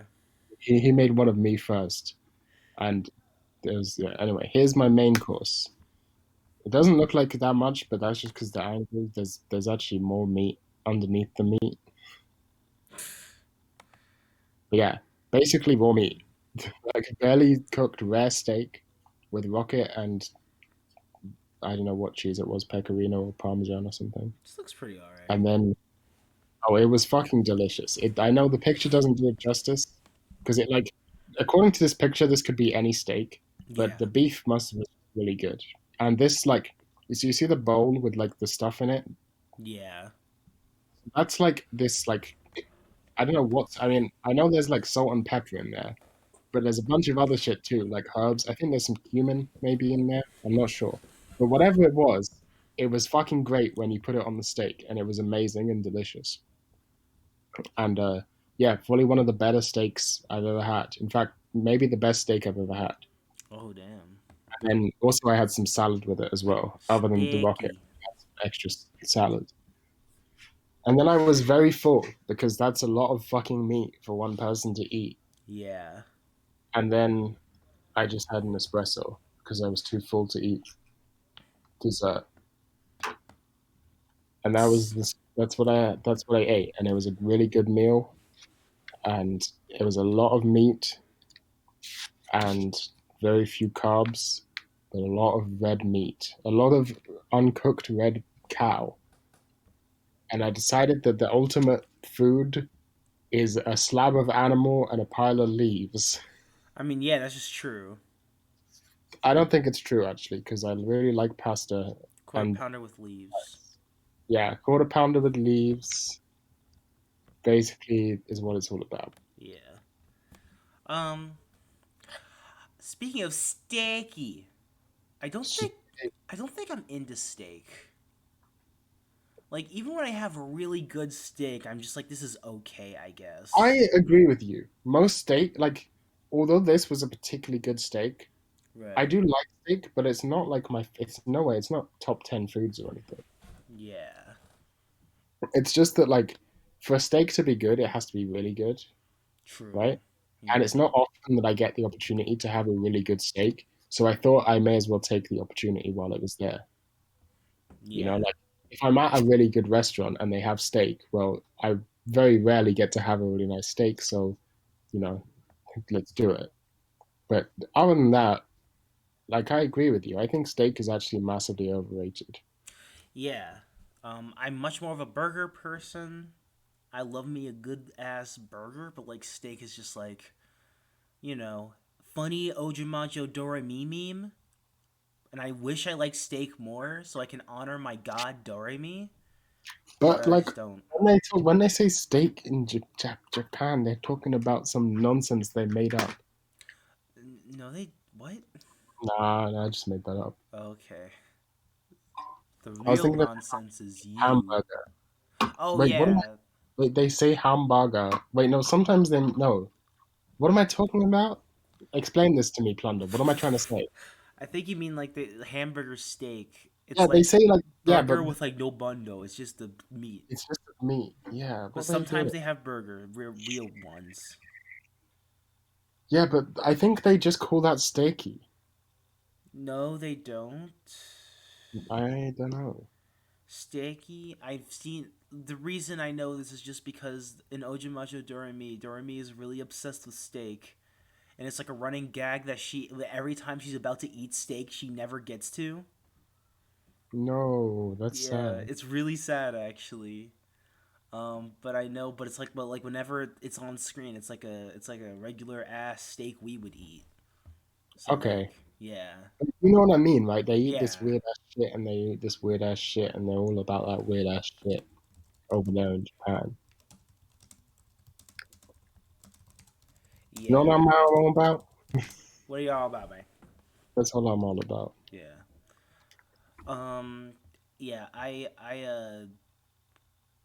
Fucking, I don't know. I can like chicken most of the time though. Chicken is probably my favorite meat ever.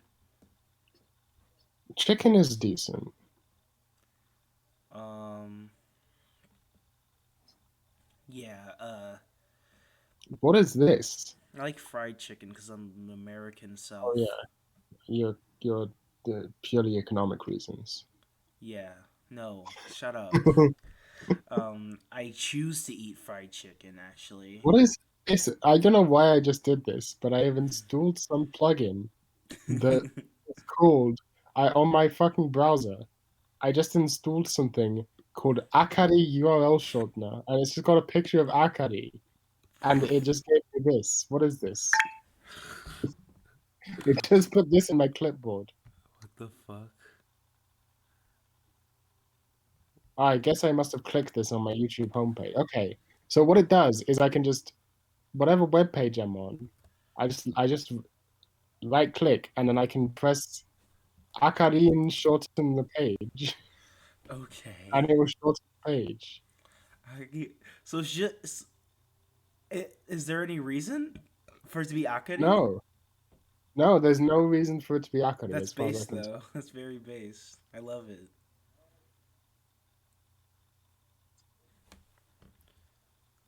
That Um, is very big. yeah. Akari. Akari. Yeah, yeah. Tell me what the fuss about. Hey, that's my song that I made with my Thank you for putting on music. Spotify. By the way, I can now put it in my comfy playlist. Comfy. Yeah, it's in my comfy playlist. Also, Nice. your hand crushed by a mallet has 1 million plays on Spotify. I mean, right now. Yeah, it does. Yeah, That's a weird thing. I saw that. It's like, and I had a similar realization that the re-upload of the Heart Crush song I did with Heart Crush has 100,000 views. Yeah, that's cool. That's Yeah, epic. That's crazy. That's wacky. That's wild. Heart Crush. I made them famous. Yeah, I'm on Heart Crush famous. Still think something like a affluent They rapist. made a song called Freshman Boyfriend. Like an African rapist. Not African, affluent. Whoops. Yeah, whoa. That's a plot. By the way, all of that is a Ethernet bar from a You're, song on my album, Akiba Trapstar Connect. yeah. Um, Listen to it. It's really good. I sent it to my IRL friend Chris, and he was like, "Let me pull up the exact thing he said." Um, because I sent the whole thing to him. He's like, "This white man has no business sliding into this goddamn hard. Holy fuck, I'm late, but God, this shit is revolutionary." That's what he said. Oh, wow. That's very flattering. Yes. Um, I send him your music all the time. He really likes it. I told you that story about how he sends the hose. He plays "Catch Me for the Hose." That is very funny. Yeah. Um. Yeah. Fuck. I was gonna bring something up. Oh yeah. The fact that Heart Crush misused Shotokan in a song, and also released it after I made Shotokan Shoddy. Just saying. Yeah, that happened. Yeah, and it got more popular than my song.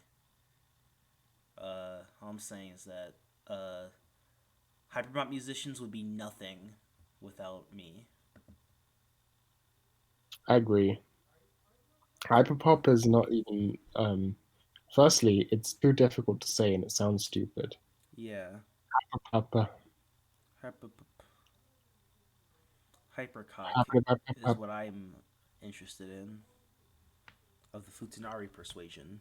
I like hyper. I'm gonna call it hyper from now on. Cool.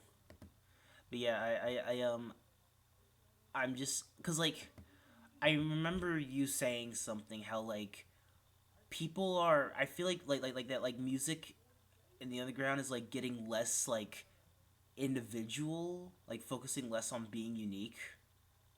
Yeah, I Weirdly blame it all on enough. copyright. I blame it all on copyright Oh, because because I think that people in the internet age are so like artists.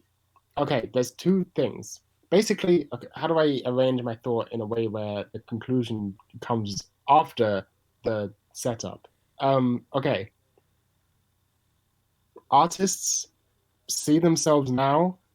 Their job is idea landlord of an idea, rather true. than creative or whatever. Rather than like Very true. my job is to make art, it's my job is to own ideas and intellectual Yeah. property. My job is as ownership of intellectual property. And so this and that is partly, I don't know if it's because of or like I don't know what the causality is here. Like maybe that is a result of or maybe cause of, I don't know. But like people who everyone seems to really be obsessed with monetizing their art.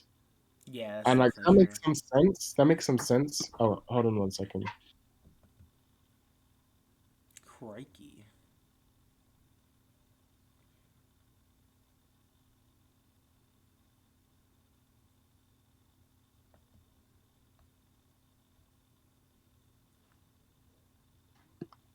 Oh, sorry about that. What was I talking about? Oh yeah, Monetizing. like everyone like really want like I think it's partly like rap's fault because a lot of rap music and attitude is about how like I started making rap music, got rich and escaped the hood, right? Yeah. And like now people think that's the point of music is to do it so that you can get rich, Yeah. Which which is sucks. stupid. Yeah. Well, this is why I like stopped like expecting or caring about monetizing my art in the slightest. Partially because I don't want to do any of this shit as a job. I want to keep it purely I for do it creative and enjoyed reasons. But like I'm also just like the monetization has ruined art and the internet. Intellectual property has done this. It's okay to Yeah. make money off of your art. Yeah, And intellectual property ruined the internet. yeah, because people see themselves as like landlords. Like their job Yeah. is to they make money by owning the idea that they have and exploiting it rather than um, making things. Yeah. Copyright isn't real, steal everything. Yes, And when I'm you actually I've decided I am going to make a pretty well, I'll attempt. I don't know if it'll actually get finished. I don't know if I can do it well enough, but I think I want to make a at some point a semi-serious, like well put together. Here's why copyright is bad video and put it on my main no thank you channel. Oh, okay. I might call it like copyright doesn't help small artists, or maybe um, why my music is free, something like that. Yeah. Because people are idiots Yeah. and they don't understand. I I want to start the. I have a whole plan. The whole like I want to talk about why tracing art is completely fine, Oh yeah, and definitely. anyone who thinks it isn't is an idiot. Yeah. Have you noticed that like the people who are most like weird about copyright is like left-leaning I was gonna artist say people on that. Twitter? It's so fucking weird. Like, yeah, abolish private property. Also, tracing my art is stealing my private property. Yeah. Yeah, abolish private property. Also, if you steal my art, if you do anything, if you repost it, if you trace it, if you do anything, fuck you, kill yourself. I hate you. Uh, which I'm just like, but like, why? Well, it's because Twitter leftist people don't really understand what theory is about. Um, in so many different ways. A The lot of them, like, if you look at like um, when BLM was first getting big, Yeah. and there was some threads of like, if your friends are being radicalized by BLM, here's reading lists, and here's some books you should read to learn more about leftism if you've been radicalized by BLM and stuff. And Yeah. like, it was there was not a single mention of anything economic in any of the books. There Yeah. was nothing about private property. There was nothing about like um, what's the word I'm looking for? Like means of exchange and stuff like that. I mean, like the way society is actually arranged, the way economic relations happen, the way power relations Yeah. happen. It was all racial stuff and Yeah. gender. So it was all feminist and it was all, you know. Which yeah is cool, and but like you need But to yeah, understand on you a need the you need the basis of yeah understanding how the you economy need functions. capitalism bad first, Yeah, and like because like I like to bring this to like how these 12-year-old leftists on Twitter do not understand why we use media and like pop culture as a means to analyze things, right? Because the point of that is, well, the values of society are often reflected in popular culture, right? And in the art we consume. So we can take this art and better understand these structures and how they function using this one tool. that is not to say oh yeah, everyone who listens to Burzum is should kill themselves. Yeah, I went over to someone's house. I how do I? Do you remember a while ago I was going over to that girl's house to help her out with her Woo! music? I fuck Uh, hoes like a nick. Yeah. I wasn't doing any of that. Okay. No, I mean like you did you show her that song? Oh yeah, yeah, yeah. I did. I didn't show her, but I almost did, and then I had to sort of like, uh, I was like, I said, "Have you ever heard of Ruben Slick?" And then she was like, "No," and I was like, "Hold on a minute, this is a terrible idea." And then I had to backpedal the fuck out of that situation. Okay. I did show her some of your music though. Yeah, you did. Which I Um, like. But yeah. yeah, but she's a very SJW type person. Yeah. Um, uh, not that I have anything like. She's a perfectly nice. Again, I have absolutely nothing against her. Yeah. And she's like, she's not even like an idiot. Yeah. Like she's perfectly intelligent and understands the theory behind the stuff she's saying and stuff like that. But when I went over there, I said something like, uh, I was talking about how I just flip between many different things, and I said, "Yeah, I'm kind of schizo. I just flip between many different things." And she said, "You can't say that, right?" Right. And I was like, "Oh yeah, people don't know that you can say things, that you're allowed to say Yeah. things." And then I had to explain, like, I was like, "Quick, come up with an on the spot explanation that she will understand as to why I can say schizo." And then I was like, uh, "Have you ever read Deleuze?" I think I said like, I'm using I Yeah. the first thing I said was why can't I say it? And she said because you're not schizophrenic. And I said like, why?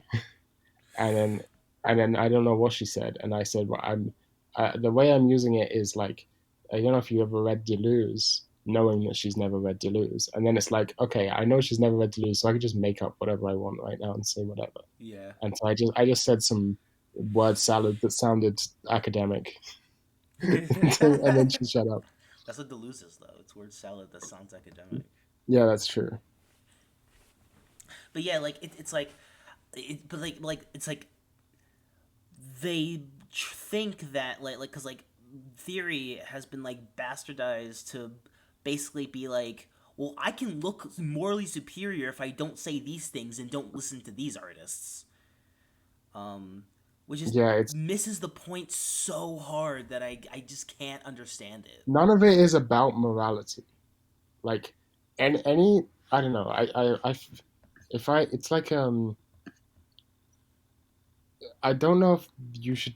I think it's okay to even like have these sorts of attitudes. I'm not sort of like a super edgy like all of these SGWs. Oh You no, need me to neither. go away out of. I'm definitely in fact like I think they make a lot of fairly valid points, even though the way they go about it I think is not very uh, useful. But Yeah. whatever. Um, but like I don't. I think the biggest problem is that I don't know why they call themselves leftists Yeah. because like if all you talk about, for example, is like racism bad, sexism bad, and obviously those things are bad, but like theoretically, you could abolish race. I mean, some people will have some talks about why this isn't possible, and they're probably smarter than me. But like, you could imagine a world where racism and sexism are maybe not completely abolished, but diminished to the point where they are almost inconsequential in society. Yeah. In fact, we're not there, but we're closer than we have been at any point in history. Yeah. And yet, I don't know if you've noticed anything, but capitalism is also nowhere near collapsing. Like True. it is very possible to make uh, progress. I don't like that word, but progress, as it were, on social issues without having any impact on capitalism or even strengthening capitalism. Yeah. So why call yourself a leftist if you're barely against capitalism at all? Yeah. Like very strange, but it's because it's cooler. Well, Um. we could talk about divide and conquers all day. Yeah. But like I don't know. It's very strange, but it's also because they don't read. They just watch ContraPoints videos. Yeah, some of them read, but I don't know. A lot of it's YouTube videos, and I Yeah. don't even necessarily think that's a bad thing. Like it depends what. Obviously, it depends what videos you're watching. Like Yeah, but I think by like it's just from what I like, it depends on the videos they're watching. But I feel like a lot of what the information they get is just like relayed information from like Twitter and YouTube, yeah, which yeah is fine, but don't like I've never read Marx. Well, okay, right. I read the Communist Manifesto, but that's not really reading Marx. I've never Yeah, read Capital. yeah. Right. Actually, I have read Marx. I read fuck, what's it called? Uh, what's the other Marx? I know what you're talking about. I can't remember the Something of the something something. yeah. Um, fucking hell, what is it? Critique of the Gotha program. That's what I read. Did I read that? Maybe I didn't. Maybe maybe I haven't read Marx. I don't remember. Honestly, it was a while ago. Whatever I did, I Right. have, but mostly most of that is because I don't retain information very well from books, Me and so too. instead of reading Marx, I watched a bunch of lectures, like not ContraPoints videos, like lectures, Yeah. university lectures, um, about Marxian economics, and that's how I understand it. And I'm sure I don't have as full of an understanding as someone like Lily, who studied Marx for a long time, reading the Yeah. books. And but I know that, and I make that a point Yeah. whenever I talk about him. Like I don't know it that, like I haven't read. I always make sure to mention that. I don't Yeah. know. Like okay, because like what I mostly mean is like you can like it's fine to do those things, but I feel like they're it feels very trendy to me. I guess that's a better I way to agree. put I it. agree 100%. I Yeah. 100% agree. Like And that's what I, makes me kind it of also, I don't know. It's just stupid. I don't see how it's helping yeah. I don't know how, especially if all you're doing is just yelling at people on the internet for just minding their own business. because it makes you feel like you're doing something, That's but it true. doesn't put you in any danger. It's yeah, Like you know how many like problematic artists or list of rapists and pedophiles on Rate Your Music I've seen. And I check their yeah. profile, it's always some bitter faggot, and it's like, what are you doing? What are you doing by listing all these artists and being like, well, this person says something racist, and so I'm not going to support them. People have to like really stretch stuff. People Yeah, have to really. What like was the example I saw there? You go on talk. I'll try and remember because this like I example. remember a really because like I saw like Telepath was on there, right? The vaporwave artist. What? Why? And I was like they're racist, and I clicked, and it was their fucking project called Echo Nigga. They released that in Please. 2016, and I was like, wow, I got this like I got a really good recommendation for a vaporwave album. That was really good. Also, Echo Nigga is a really funny name that I love a lot, and I someone in the comments said when racists see Echo 2K. Um, but like I saw that I was like, what the fuck? Like, okay, um, why? Like, I'm just like, why do you need to do this? This is so ridiculous that you would call someone racist for naming their funny It's very ridiculous. vaporwave album Echo Nigga. So I remembered the thing I was talking about, which Yeah, is this video, the worst, one of the worst. Actually, most of the video is fine, but the beginning is the worst, which is this video on something called like the Japanese schoolgirl, yeah, right? And it's about like how stereotypes of the Japanese schoolgirl are harmful or whatever. yeah, Um, and I don't know. Yeah, let's talk about the Japanese schoolgirl is what it's called. And right at the start of the video, she's like, oh God, it's probably one of the worst videos I've ever seen, at least at the beginning. And then it makes some really terrible points later on as well. But the yeah, beginning is the worst part. So here's what she says. She says, first, she says, I love anime. I love Sailor Moon. It's a good anime. I saw all of our Hunter x Hunter. That's 140 episodes, and I watched it in a month. So yeah, I'm a pretty big anime fan. And Yeah. then she says, but there are some anime fans called otaku. These anime fans tend to be neckbeards who live in their mother's basement, hug body pillows, and have pedophilic tendencies. So, incels. Now, Wow. they make up a pretty big subset of the market. So there are some anime that cater to them. While she says that, on the screen, the poster for Myriad Colors Phantom World shows up, followed by the poster or a random screenshot from K-On!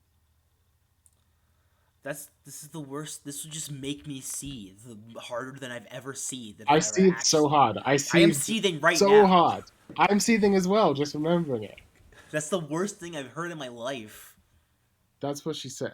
Well, I want to shout at her. Who do you think makes the anime you like? Not otaku? People who don't like anime? Like, who do you think makes the stuff you like? And okay, also the thing. I'm just like, you realize the why pedophilia is bad is because we don't want to hurt children, right? Oh yeah, You and then realize then that's she the says, point. well, she just made it up. She's just no, actually, what she's done is she just hates autistic people because Oh yeah, neckbeard is a dog whistle meaning autistic that's man, very right? true. That's very true. Yeah, And then so she just thinks all autistic people are pedophiles because she's ableist or whatever. yeah, Um, but uh, she's trying to disguise it with wokeness, but really she's yeah. A just lot of hates these people autistic are people. ableist, and I want to get to Yeah. that. Yeah. Uh, and so then she says these shows often include a lot of close-ups on girls' boobs and male gaze camera work. And do you know what clip she shows What? while saying that, talking about how bad the male gaze is? She shows the clip from K-On! She shows the Moe Moe Kyun clip from K-On! Okay. What? Yeah. How? Okay. You could. Classic male gaze. Male gaze. Now, I wonder who directed K-On! Do you know? Do you know who directed Yeah, K-On!? Naoko Who does Yamada, this a male fucking gaze? woman. Naoko Yamada Naoko, Yeah. a woman, a Like, female. holy shit. It's not even that hard to find, like, Yeah, shit like that. Why K-On? yeah, it's the word. Well, because she doesn't know anything. She's literally watched two. She thinks having seen Hunter x Hunter makes her like an anime expert, True. or watching Sailor Moon when she was a kid. The rest of the video, I don't even know why she brought that up because it's barely relevant to the rest of the video. The rest of the video is like a weird like woke fashion stuff where she talks about like fashion movements in Japan and like how they're empowering to women and how like the patriarchal press like made them out to look bad and stuff. Mm-hmm. And then it gets really weird where she says like she starts talking about the stereotype of the badass Japanese schoolgirl. She uses Okay. do you know what I'm talking about? Yes. Yeah, like, Um and she's trying like I don't know why she wants to do this, but she tries to make it out like it's a bad thing that that's a stereotype, and that like, but her only way, like, I don't know why she's convinced that it's a bad thing, but her argument is basically a lot of times it's men that write those characters,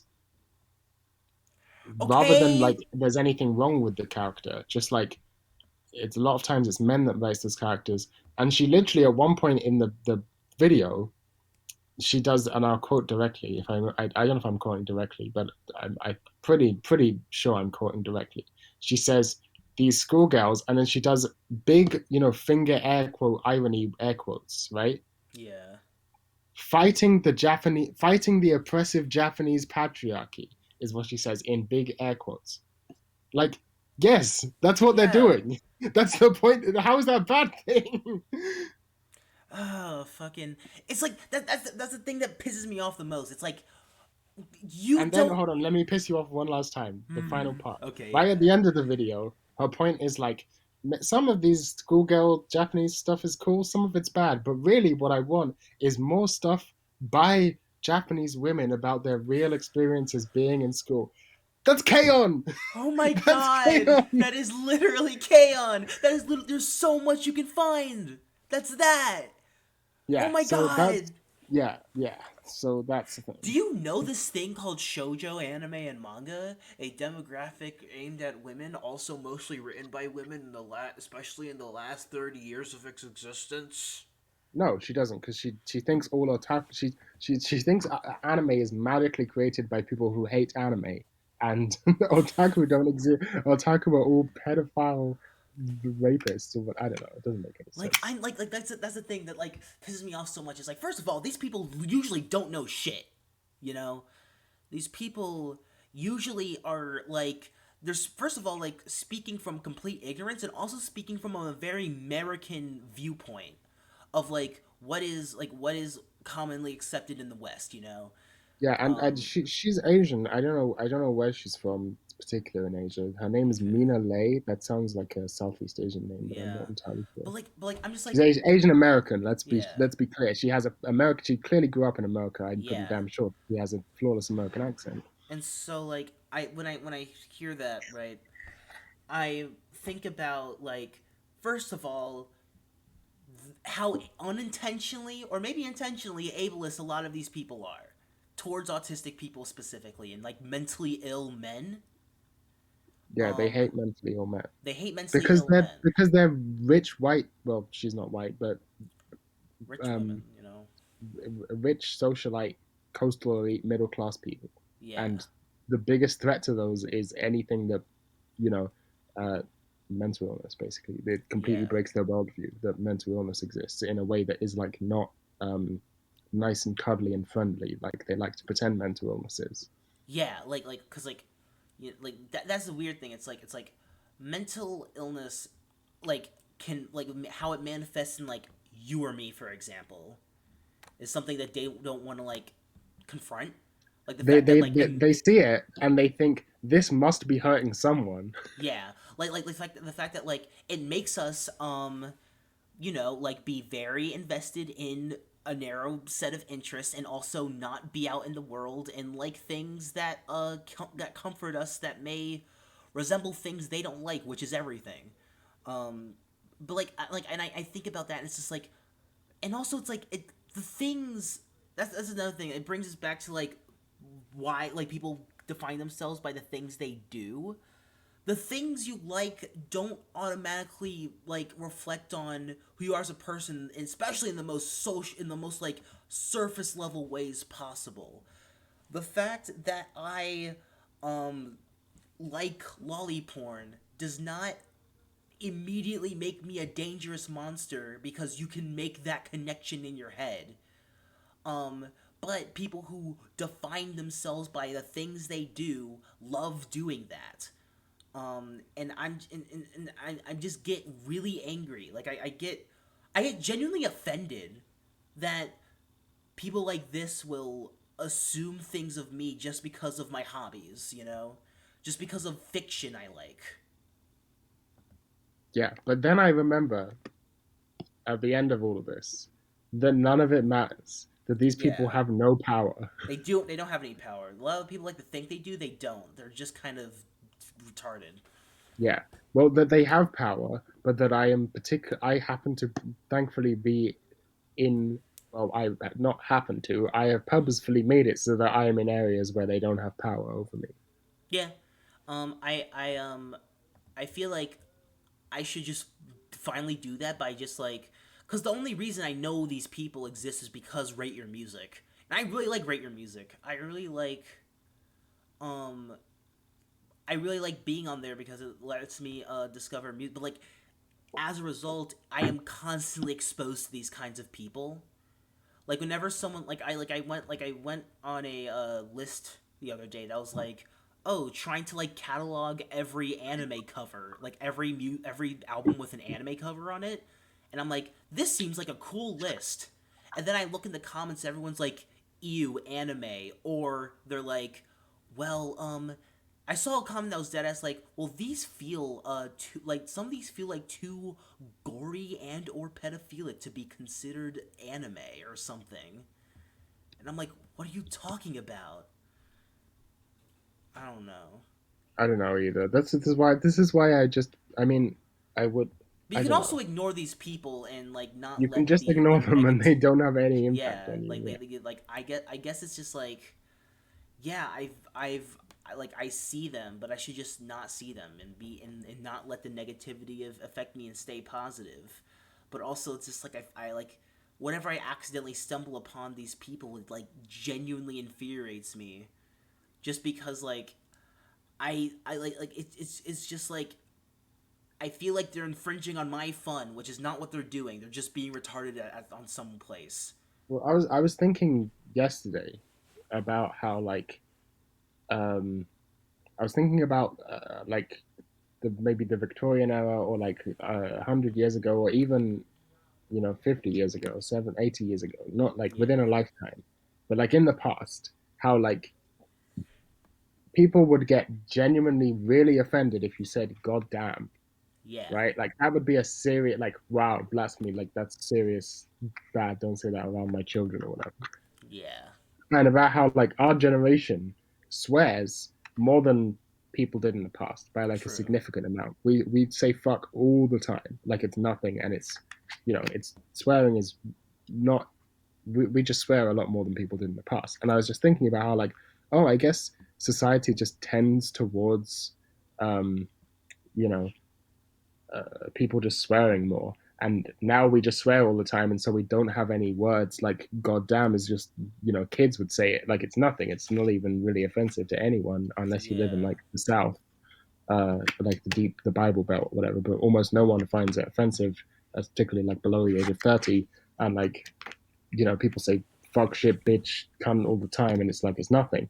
I yeah, guess I guess we just don't have any words with that sort of power anymore because we, as a society, realized that like that sort of thing is stupid. And then I was like, hold on a minute, that's not true at all. We just have different words. Like true. the same way that people would be really mad at you and pissed off, genuinely offended if you said "God damn." Now they are with the N word or faggot or you know uh, cunt sometimes in the context or these sorts of things.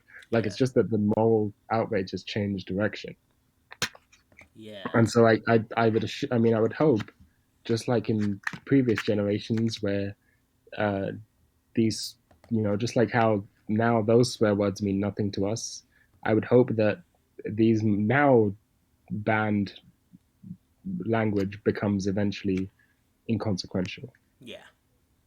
That's definitely true. I basically agree.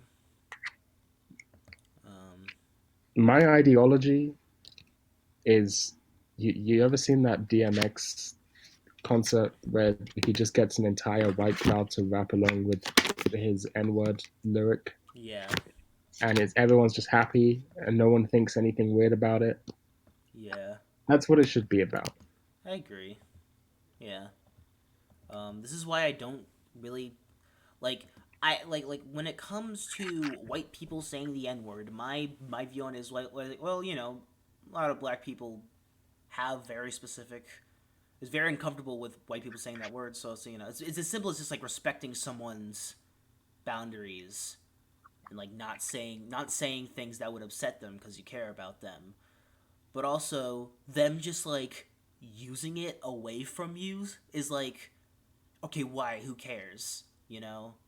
Yeah. Like I feel like it's just like a respecting the individual sort of thing. Um, but yeah. But yeah, I definitely agree. It's fucking. I guess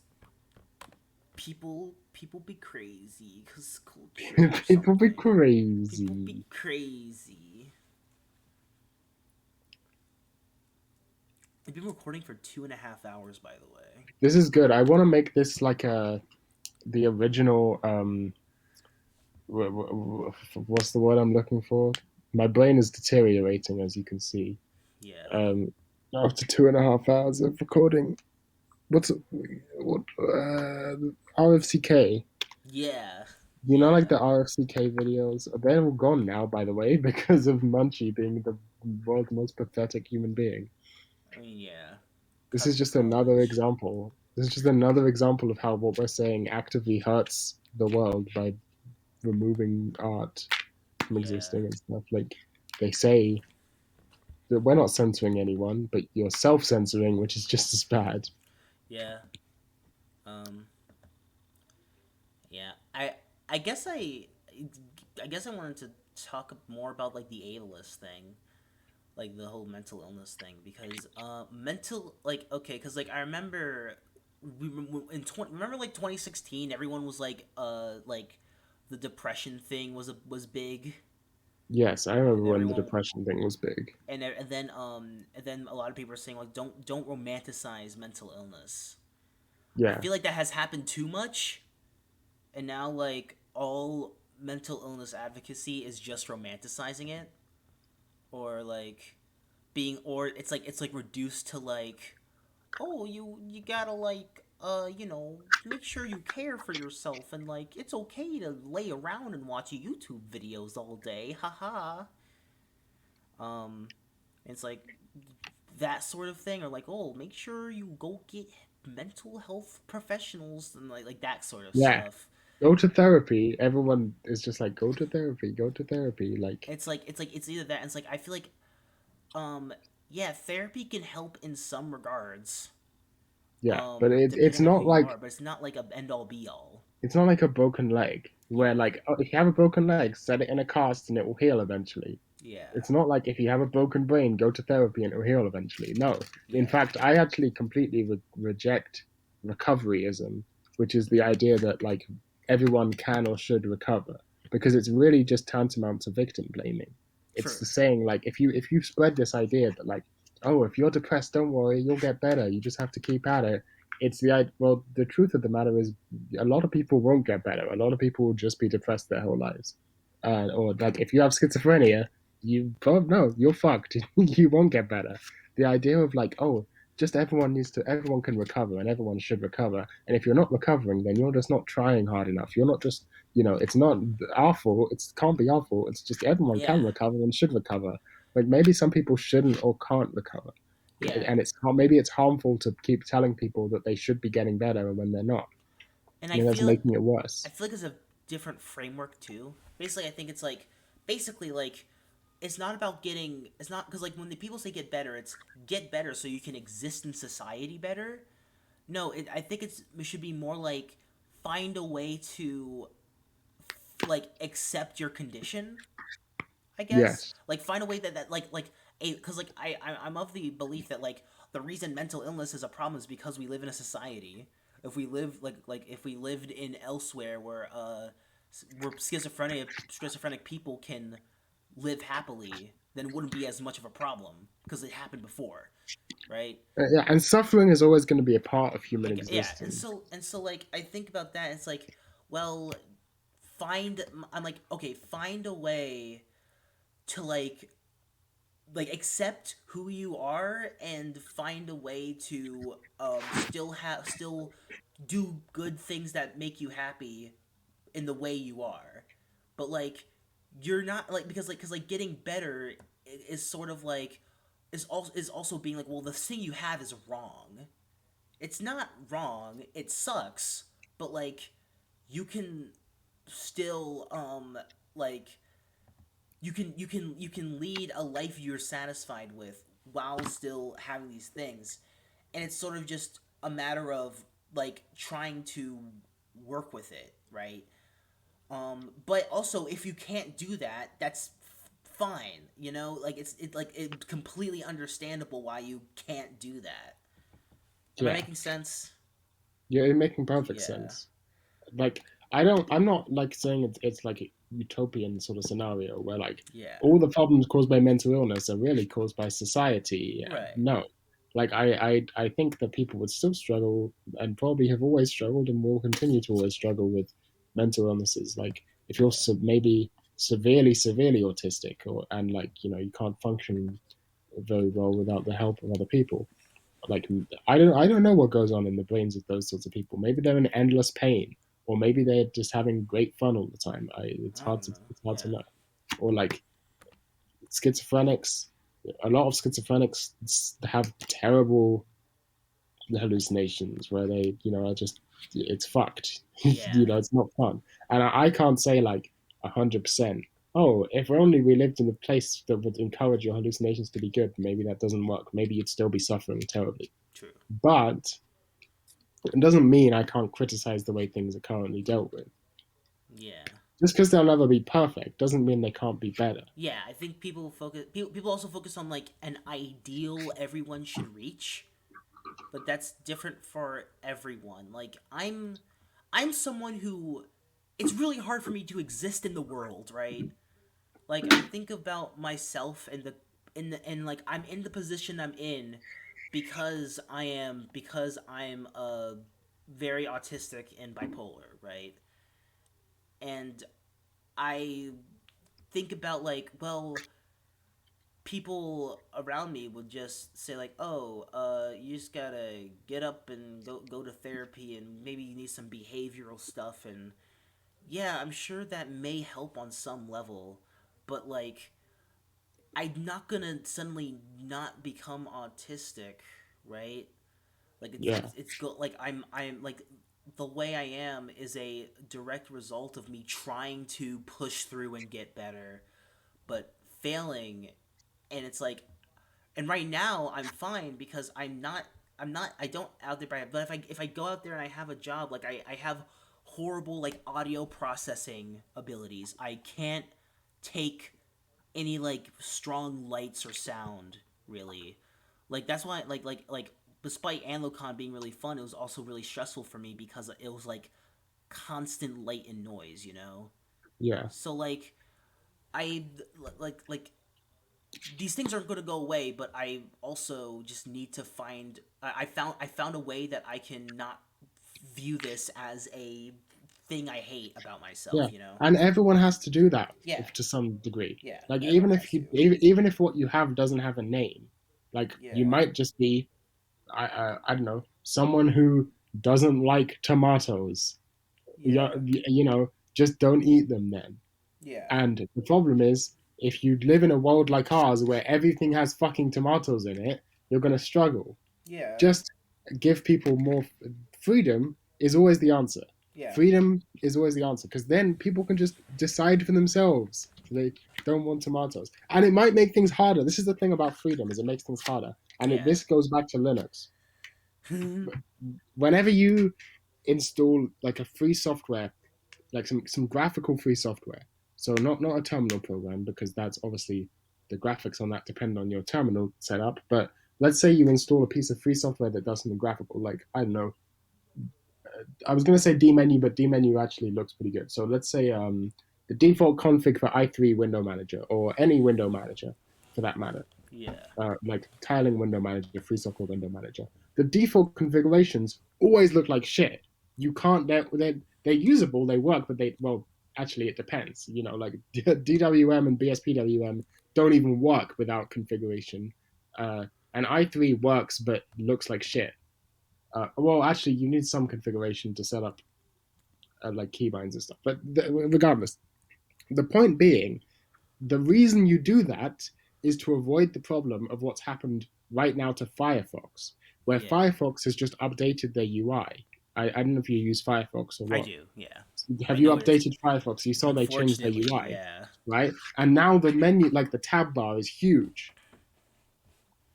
And yeah, I don't want the look of a program to change unless I changed it. yeah, And that's why these programs look like shit by default, because it's assumed that it's better to look like shit by default and you have to spend the time doing it yourself rather than have it be like just lowest common denominator, which is always going to leave some people out.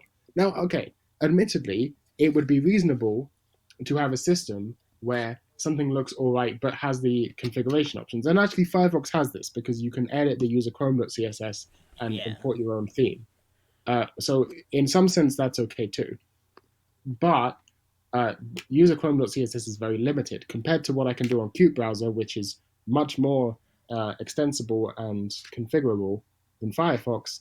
It's completely different. I can change literally anything in Qt browser to suit how I want it compared to Firefox, where user Chrome is a lot more limited. But the point being, even that is the case on Linux because most distros don't out the box come with a tiling window manager. Most distros out the box come with a nice, comfortable, Plasma or GNOME or KDE or whatever, like something that something that's more familiar to a standard desktop environment with a floating window manager. And you're only going to be using BSPWM or i3GApps or whatever if you've chosen to do that. And so the point is, if you've chosen to do that, then you'd rather have something that is set up for you, that you have the freedom to have it how you want it, because that's the only way to account for everyone's needs. Yeah. I need to use, I like right now have my YouTube subscriptions in Newsboat instead of on the YouTube website. I just use them in an RSS reader, right? And so I have the freedom to add a bind which opens a terminal running Newsboat in my SXHKDRC file. And it took, that's just an option I have, not an option that you have on, say, Windows. You actually, you could do that on Windows with, what's it called? Auto hotkey or something? So never mind. You could do that on Windows, but the point being, freedom to do more things is the only way to account for everyone's individual autisms. Yeah, definitely. And I feel like it also has a lot to do with like the way mental illness is framed is often like when you because I miss the rage. I am recording something right now. I miss the rage. Okay. I miss the rage. I'm telling you, you can't get a better podcast than this anywhere on YouTube. Look around, you won't find one. You won't find a better podcast than this. But yeah, that's the thing. Like mental illness, because illness on like a physical level, right? Like a broken leg, that is easy to describe, right? Your bone broke, or like or like they're like they look at you and like you're like you're coughing up and shit. And like, oh, you got this sort of sickness, right? Yeah. Mental illness is way more like the way people brain works is way more complicated. Even like a I mean, it's the thing about mental illnesses is even calling them illnesses is a little misleading. Yeah. Not really. Like, I'm not one of those people who says mental illness isn't real. It's just people's brain being different. No, some people have illnesses that they like are not fun to live with. But and like our problem, and there is no way that they would be better off with it than without it. I'm not one of those people who says mental illness isn't real at all, and it's just everyone's a special snowflake. No, I don't believe that. Yeah. But the reason I say calling them an illness is a bit weird is because unlike physical illnesses are diagnosed based on their causes. So a broken leg is when you have a bone in your leg that is snapped in half or has a fracture or whatever, right? Yeah. Whereas a mental illness is defined by its symptoms, not by its causes. True. So if you go to a therapist and you say, I have low mood, lack of energy, I have suicidal ideations, whatever, then they put you on SSRIs and say you have depression. Because if you look at the DSM, which is the where all the mental illness names come from and how they diagnose it, it lists symptoms. Yeah. Right? Rather than you go into a clinic and you say, I think I have some mental problems, they put you in an MRI scanner and diagnose you that way. Right? And even then, right, that's not even really the point, because you're still curing symptoms in that case. So they'll say like, well, depression is when you have an imbalance of serotonin in your brain. But no one asks, why is that? Well, some people do, but not enough people ask, well, then what is causing the imbalance of serotonin in your brain? Is that just happening for no reason? Or like, that's maybe the symptom of depression is the imbalance of serotonin. What is the cause of that symptom? Yeah. And the thing is that those causes could be any number of things. It could be, well, my dog just died. It could be, well, I have to work 2 jobs to keep myself alive and I hate both of them, but I have no other option because I'm poor. Or it could be, I don't fucking know. It just happened one day. Or like, there's a million different reasons why someone might have a low serotonin in their brain for an extended period of time. And so not all of them can be treated the same way. And people haven't really caught, like the whole field of psychiatry and psychology hasn't really caught up to it yet. And I think it never will because it's based on false premises. Yeah, definitely.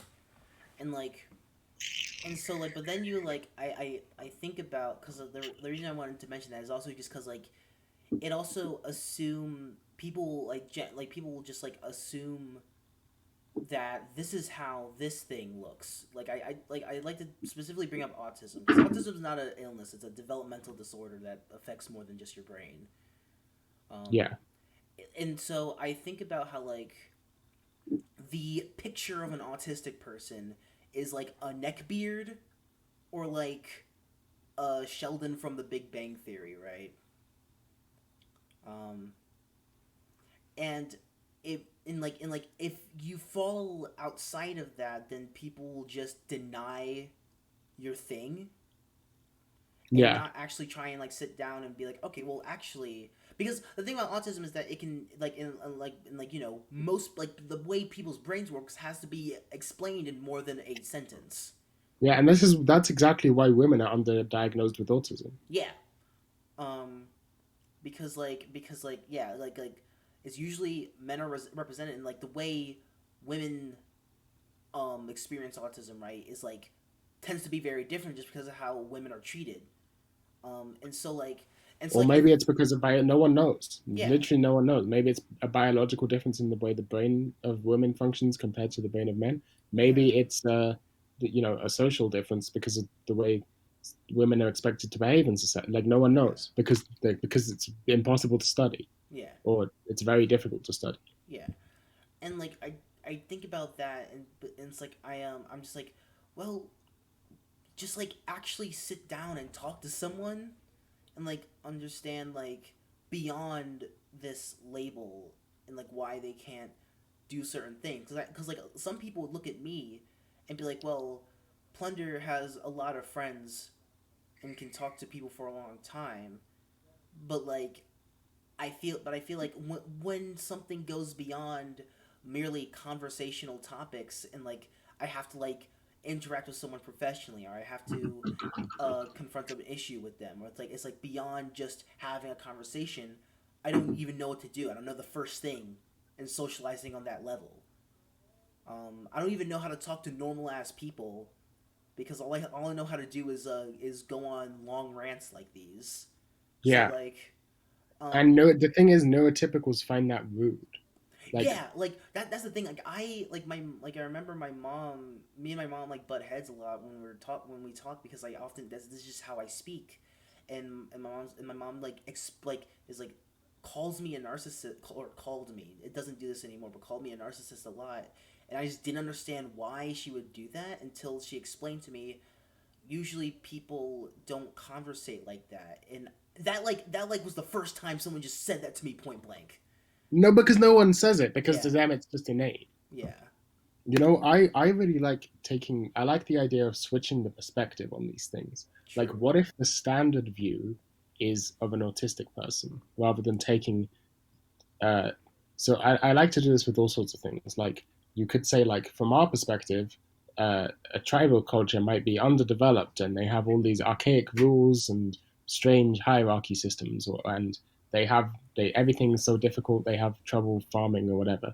Yeah, But to them, it's like, oh, we have all these archaic rules that we have, and something like that. But take it this way. So to the diagnosis of autism, people say like, oh well, all the things that we do without thinking, we do naturally, subconsciously, they have to consciously think about, like maintaining the tone of their voice or maintaining where they're looking or the movement of their arms, filtering out unnecessary sounds and noises. All the stuff that we do just automatically, they have to think uh, um, consciously about, right?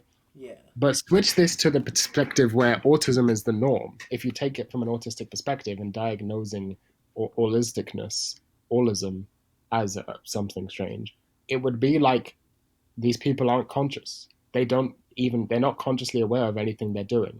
They're doing all these things completely like unconsciously, like a fucking animal. yeah, Like that's how it looks to me. That's how it looks to us. Yeah. He's like, I just like that thought Yeah, experiment. that is a good thought experiment, and that's what empathy is. And it really comes down to just be nice to me by Blady the song. It really just comes down to like, oh wait, we just have to like actually take time to understand the people in front of you, which is hard to do, but but yeah, Plunger coming in with the baseness and positivity again. Yes, This is the most based podcast to ever exist.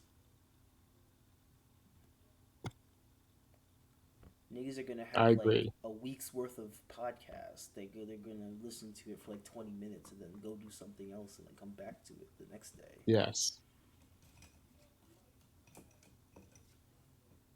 I agree. Maybe this would be a good thing to listen to, When you're like just to never. on a walk. This would be a good thing to listen to while having a 3 hour long shower. You know what happens though? If you do that, you're gonna turn into Anne Raisin. This would be a good thing to listen to while playing a video game. Yeah, that's true. Um, that's I was gonna bring up YouTube. I'm like, I feel like I found a potential replacement for YouTube. Tell me about it after the break while I go pee again because I've been drinking a Okay. lot of water. Good water. Ladies and gentlemen, autism.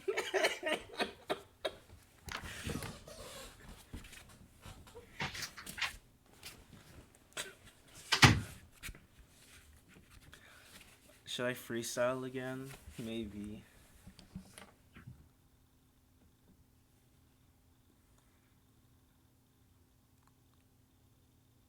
Like a stripper.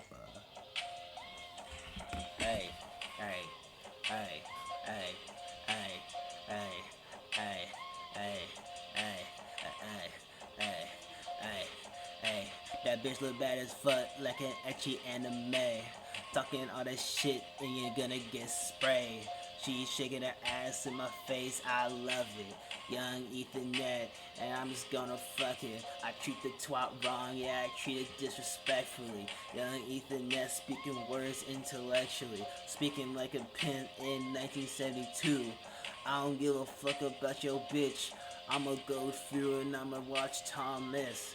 I'ma come through with the fucking rainbow dash shirt. I'ma come through with the Pinkie Pie party hard shirt. Cause I got too much drip for your niggas to work. I'ma make that bitch work. I'ma make that bitch twerk. Yeah, she twerking on my dick and then my dick fucking spurt. And you know I'm going crazy and I look like Captain Kirk. Cause I'm whipping the ship. I don't give a fuck about your bitch. I'll run over your bitch and I'll push your bitch off the fucking cliff. That's real shit. My big red dick, Clifford the dog. I just be chilling with my dogs, yeah. Blackland shit, like it's Miami, Florida. Shout out Jit, rest in peace Jit. I am with the Jits like I'm in Italy.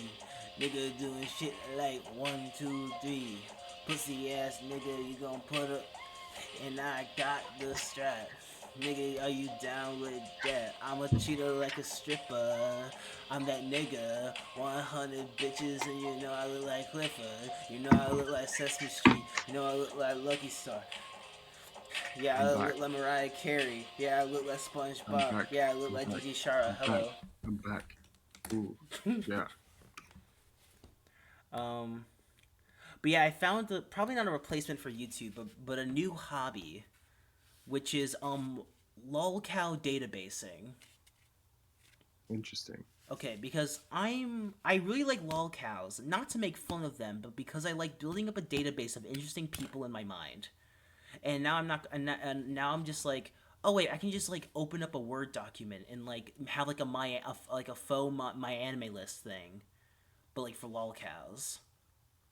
Um, and just because like I like just like going on like different like Kiwi Farms pages or like Encyclopedia Dramatica articles and like collecting like this information on a really interesting person. Um, and like I feel like this sort of feels like of because like the reason why I love YouTube, like all my favorite YouTube channels are like just exploring this one interesting person and sort of like intimately uh kind of going through their whole thing. And so I'm like, well, I can just do that with all the lolcows documented on the internet. Though I don't want to make fun of the lolcows because I like kind of I don't like making fun of people, and most of these people are just like mentally ill or autistic on some level, and have just been made fun of by the internet relentlessly. But because of that, there's also lots of information I can eat with my food. I don't like local culture. Well, obviously, neither of us really like local culture, No. but I don't like. I've never really gone into local stuff because, um, well, I suppose it's consent. Like, Right. if I want to study a person, then I want it to be because they're telling me about themselves, not because a bunch of stalkers dug up a bunch of information about them. That's true. Um, I feel like that is a good point to make. I just feel like, well, the information's already out there. Me consuming it is not really gonna. It's unfortunate, and I don't like the culture. Like I like whenever I like research these things, I'd rather just like get it from the source itself rather than just like read an article of someone making fun of another person for shit for things they stole from them. But Yeah, like uh I feel like I almost like, well, also information, I want it, give it to me. I don't think I need another hobby because I mean, even though I keep saying that I want to get another hobby, I think I just enjoy the process of learning things, but I don't think I really need another hobby. Yeah, Like, I think I don't think I necessarily need another hobby. If this was going to be a hobby, it would like I would have to eliminate one of my three things. Um but I that's why don't I need a said YouTube YouTube. replacement Right. necessarily because I've gotten very deep. I'm just getting deeper and deeper into Simple Flips, Right. and Simple Flips has a channel called Simple Clips, which just uploads the VODs of his whole streams. Because really, he's a streamer primarily, but I don't Yeah. really like live streams very much. Like, I Me don't like too. particularly watching things live that much. Um, not with like a lot of viewers. If it's my friend streaming with like 5 viewers, then that's different. Yeah. You know what I mean? But yeah, I don't really watch Simple's live streams while he's live. Although one day I will watch his live stream and so I can donate to him. I'll give him £5, and my message will be, "This is repayment for always watching your videos with adblock." I've already got it planned out in my head, so one day it's gonna happen. But uh, anyway, he has this channel called Simple Clips, which is just all of his Twitch VODs, or not all of them, but most of them. Like whenever he streams, all of his like the live stream VODs are just there on YouTube, and these are like like regularly 2 to 4 hours, Yeah. and there's hundreds. I will never run out of Simple Flips content like that. It will take decades because he's been streaming for years. Yeah. I wonder how. Wait, there must be some website where I can find out the total length of all videos on Yeah, a I YouTube. that is a thing you could do. I know that site. I forgot what it's called though. Okay, okay, I think I might have a way to do this. All right, now let's go on YouTube and look up Simple Clips. I guess I just don't have like a YouTuber I'm super invested in right now, except like You you. use we both used to, but that person never I existed. guess I'm more invested. I'm just most invested in your videos because I watch them every morning. But like I That's feel good. weird. I feel weird being obsessed with my friends' videos because I can just talk to them. But that's the point of the videos. True, All but right, like let's find out. How long is this going to be? Uh, 76 days, 13 hours, 17 yeah, minutes, and you're 2 never gonna seconds. run out of that shit. That is like almost as much anime as I've watched. Yeah, but yeah, like That's like well over, that's like, I think 1,500 hours, Yeah. I think. Wait, let me just find out.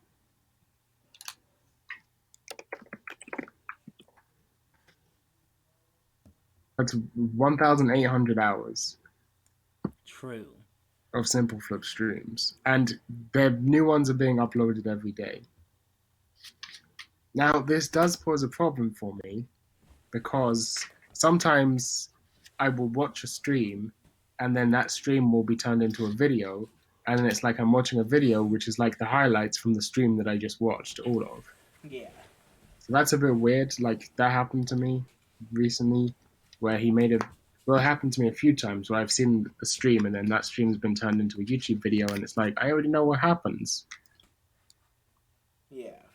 And the YouTube videos are better than the streams, objectively, because the streams, a lot of it's dead air. Firstly, and secondly, a lot of it's like thanking donors and talking to chat. And that's actually the biggest annoying thing about it is that the chat isn't documented with the VODs, so you can't see what he's responding to. Yeah. That's the biggest annoying thing about it. Yeah.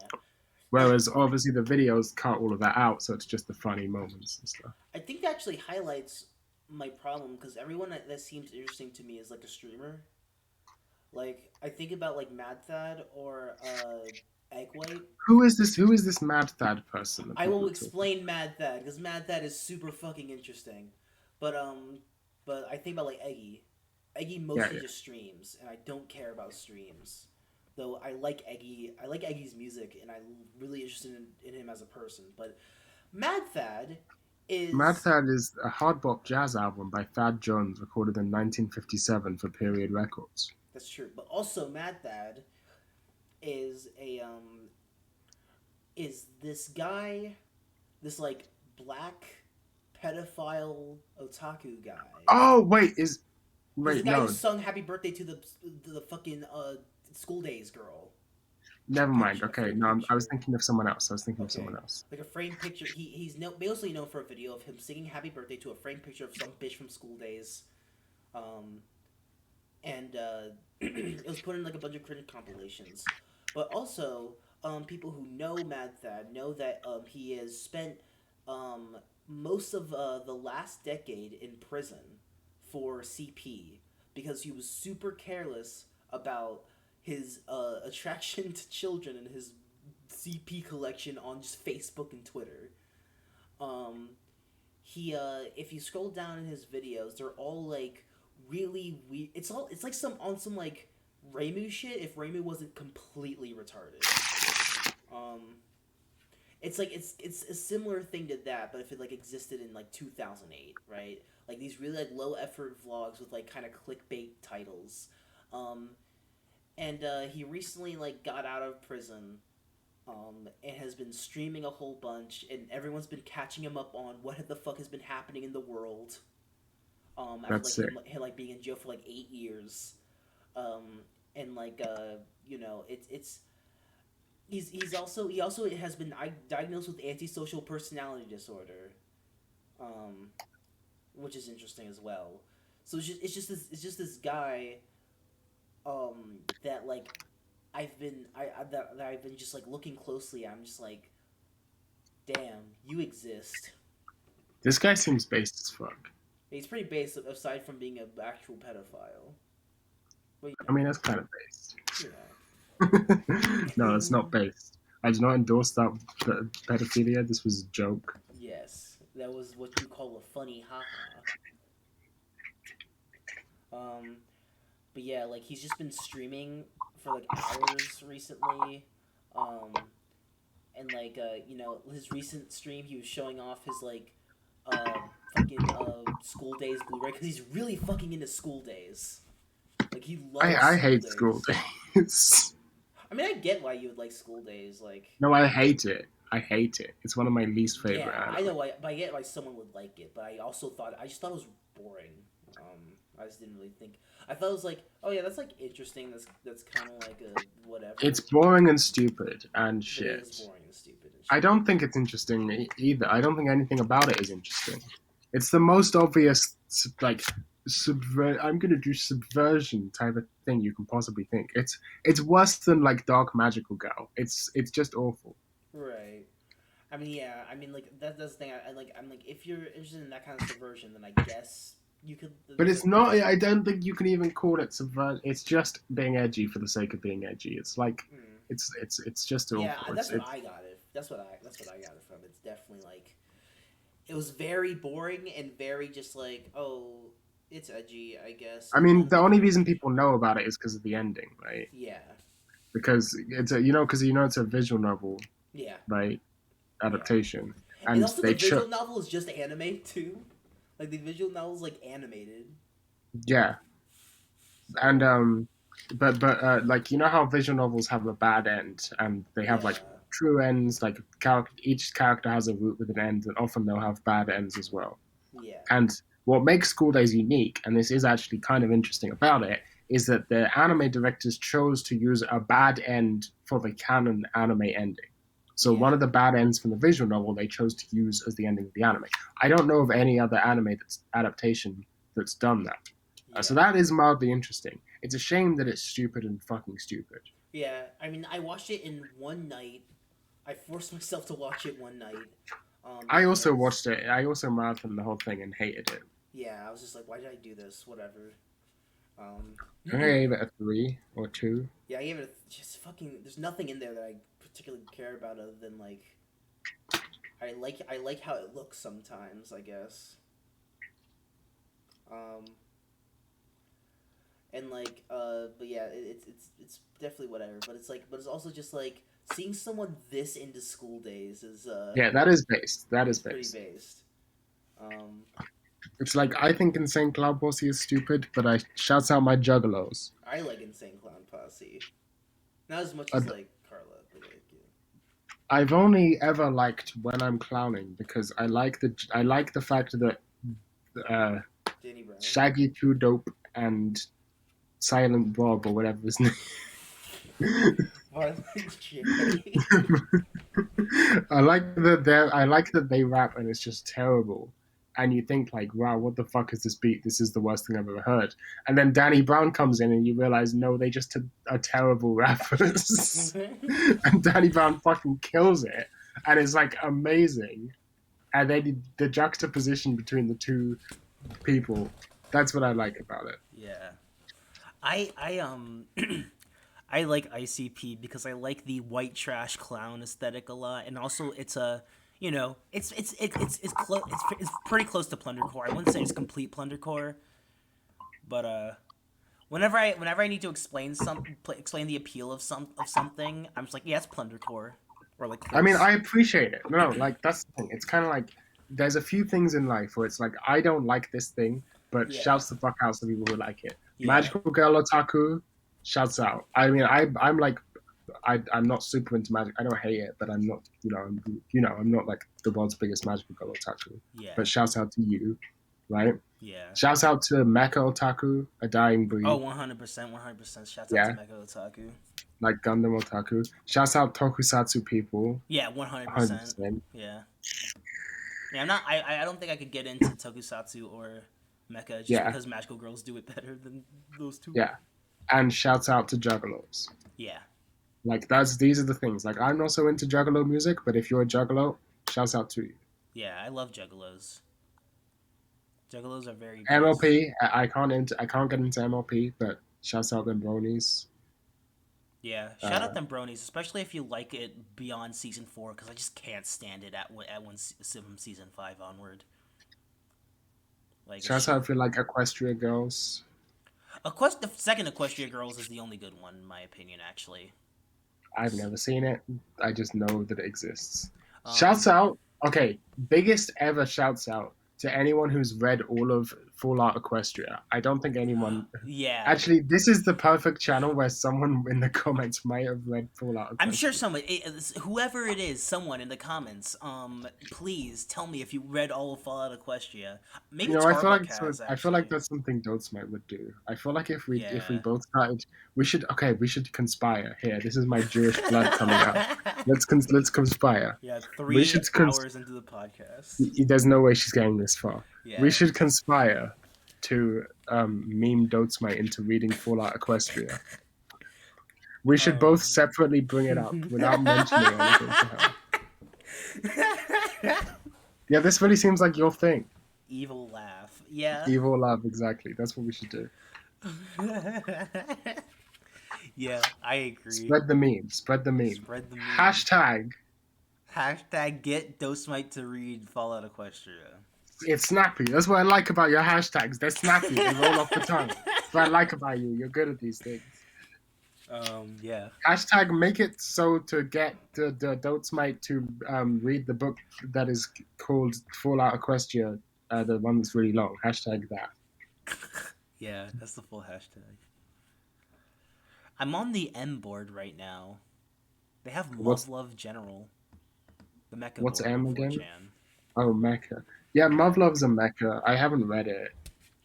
Yeah, you have to like read a whole bad thing to get to the good thing. I don't think it. Having done some research about Muv-Love, I don't think I would dislike Muv-Love the first book. Well, yeah, that's true. much. I mean, I believed that for the longest time about Symphogear, and I like Symphogear first season. I think I would actually no. I mean, Muv-Love is. I know this. It's weird to say this because it's like one of the most popular and well-liked visual novels, but I'm not in a rush to read it because all of the other most popular and well-liked visual novels that I've read have been like meh. Yeah. Some of them are good, but like most of them aren't that good.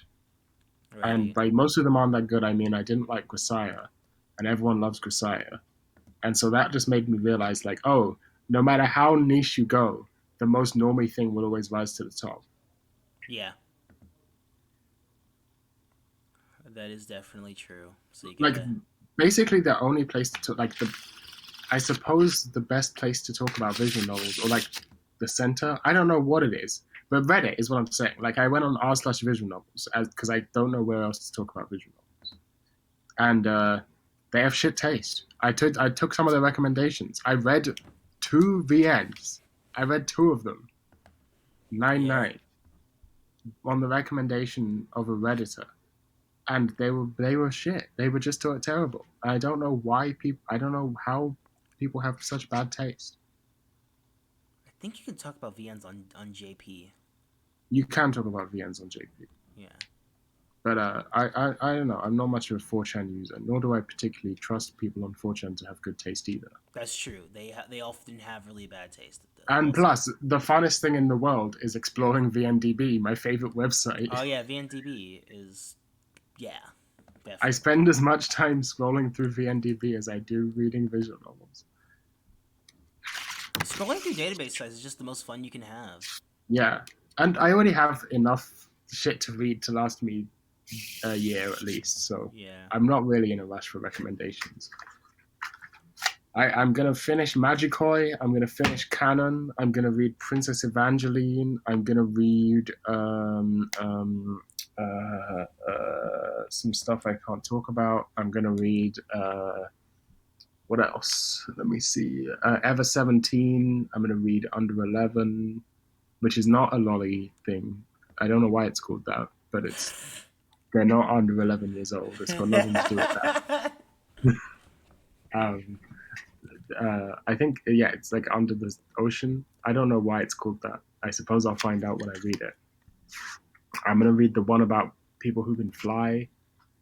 I'm gonna read Nanatsuero Drops, which is a magical girl visual novel. Yeah, I've heard of that one. I know Because also it's know got an anime. Yeah. Have you seen the anime? No, I have not.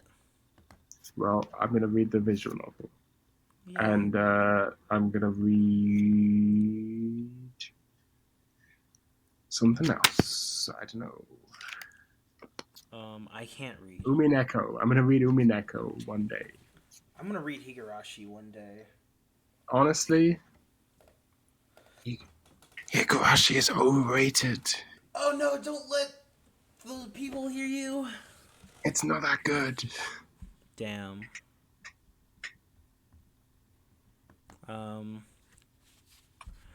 That makes me sad. Yeah, have you seen the anime? Yeah, it's dog shit. Yeah, I don't know. The visual novel is it's the same story. Like, It's better because you spend more time with the characters, so you care about what happens to them. But it also is worse because it takes a lot longer to find out what happens to them, and a lot of that is mid-tier slice of life stuff. Right.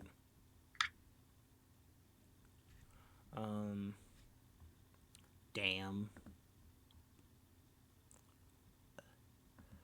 Some of it's pretty fun though. It's not awful. It's not bad even. It's good. It's just overrated. Right. Yeah. I'm sure Umineko is better though. Everyone, I don't see how Umineko could be bad. Yeah. I mean, I don't either. Umineko, it's just Umineko's longer, so I'm just like, oh no. Umineko is incredibly It long. flexes its big old muscles, and I blush and run away. But we're getting ahead of ourselves because I haven't even finished the first route in Magikoi yet. Magical Koi. Magi. Oh, fuck. Magidel. How is a moth in here? BLJing through my motherfucking bug screen. How did you get in here? There is no gap for you to. I like moths. I just. They're fine, but when I have my lights off, they just go towards my screen. And then they just flutter in front of my screen. It's very annoying. I'm gonna kill you, I'm sorry.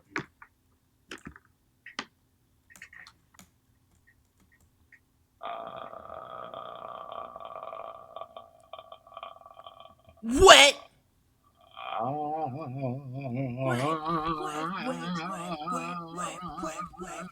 Wet. Get a connect.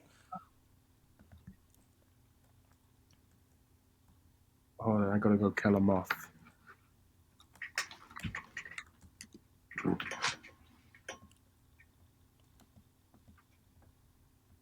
I have no idea where it went, so we're not gonna. Oh, is that it?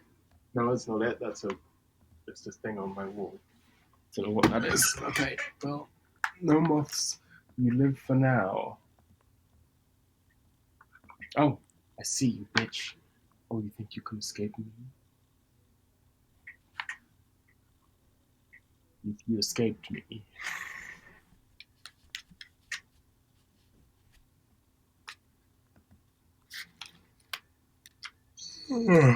What time is it? 5 almost 6 p.m. for me. Shout out the scat parts in visual novels. Don't do that. I've just been going through your wish list on VNDB, and I saw Eroge Wait, H. you went on No. my wish list. Yeah. I have Scout on my wish list. You have Eroge H. Mogame, that one. Is that the one about like a girls making an eroge? Yeah, I've seen the hentai That of has this. Scout. That Yeah, has Scout it has on it? scat, but you can like filter it out because it has scat filter tag. Oh, okay, that's good. I know the part they're talking about. You have to come in the pigtail one's butt so you get the poop out because she's constipated.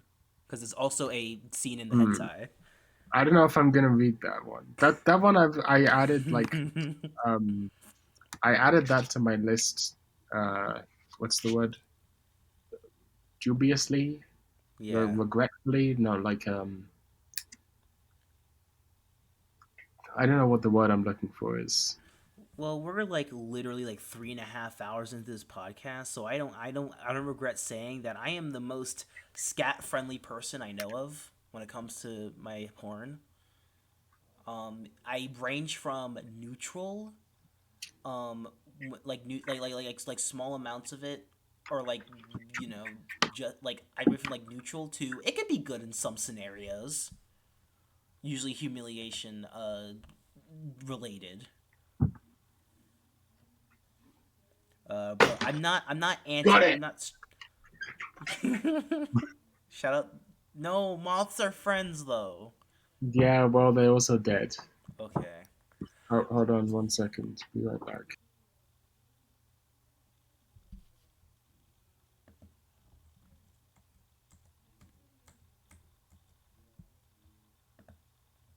Choo choo train. Dinosaur train. Dinosaur train. Dinosaur train, swag, swag. Dinosaur train, drip, woo. Dinosaur train, woo, swag. Dinosaur train, swag. Hey, dinosaur train, woo, woo. Dinosaur train, swag. Hey, dinosaur train, woo, yeah.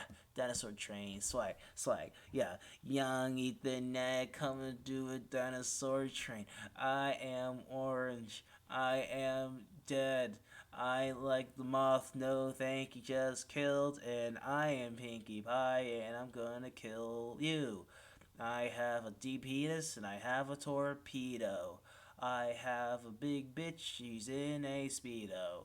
I have a small bitch, and she is dead and tiny. I'm a bitch, and I am cool. I'm gonna swag the fuck out, I'm gay. I'm back. What are we talking about now? Oh, I started freestyling again. Of course you did. um, So back to scat.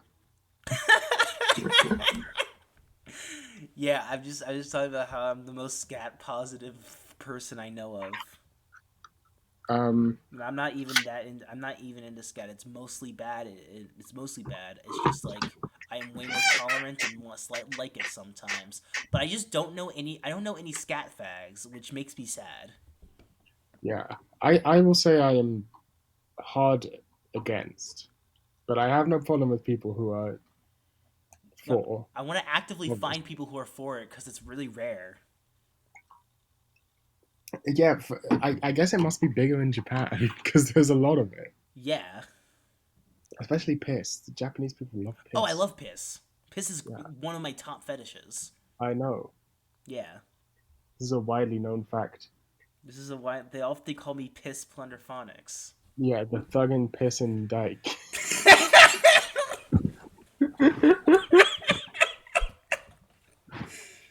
Ugh. I'm thinking of making like a Piss Dojin themed album called that now. The thuggin' pissin' dyke. You Yeah. should do that. You should 100% do that. It would be like I'm thinking like the music would sound like really noisy drone stuff, but also there's like Shinsei Kamata-chan influence in there.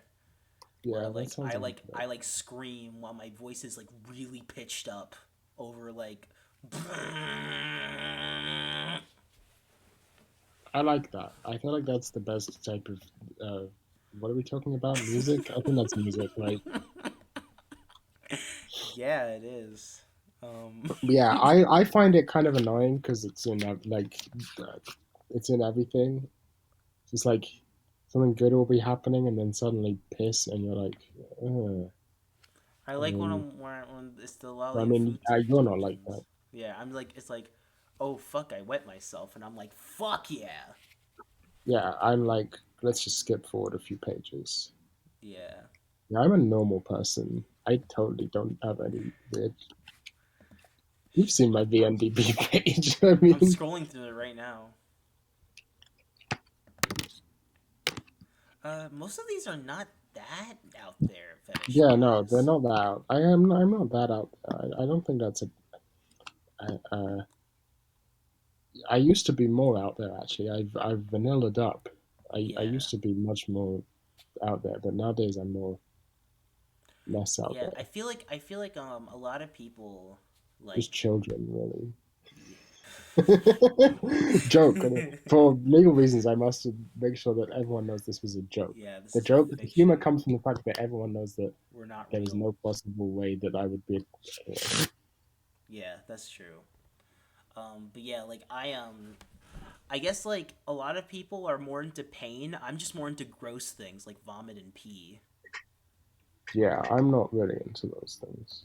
Like I'm not people, really into pain either. yeah. But like I like people to be enjoying themselves. everyone who's like a kink lord swag mob is like a I don't know how Reddit managed to make sex cringe, but they managed it. what? How did Reddit make sex cringe? They did it. Don't worry about it.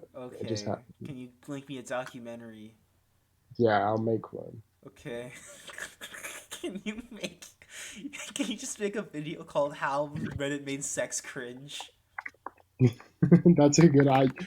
I'm putting that in my fucking phone file. Oh no. I just want to wake up and see that video in my sub feed.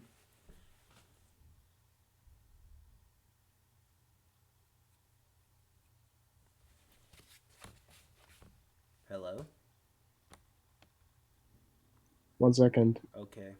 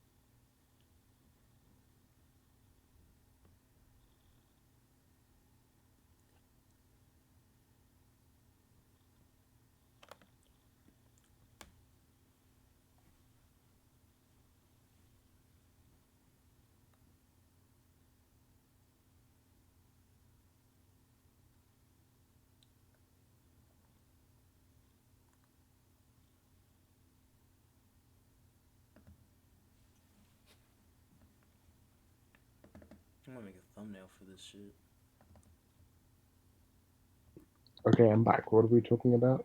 Oh yeah, my VNDB. Yeah. Oh yeah, no wait, we're talking about Reddit. Reddit. Okay. How Reddit made sex cringe. Yeah, Okay. everyone's like, I feel like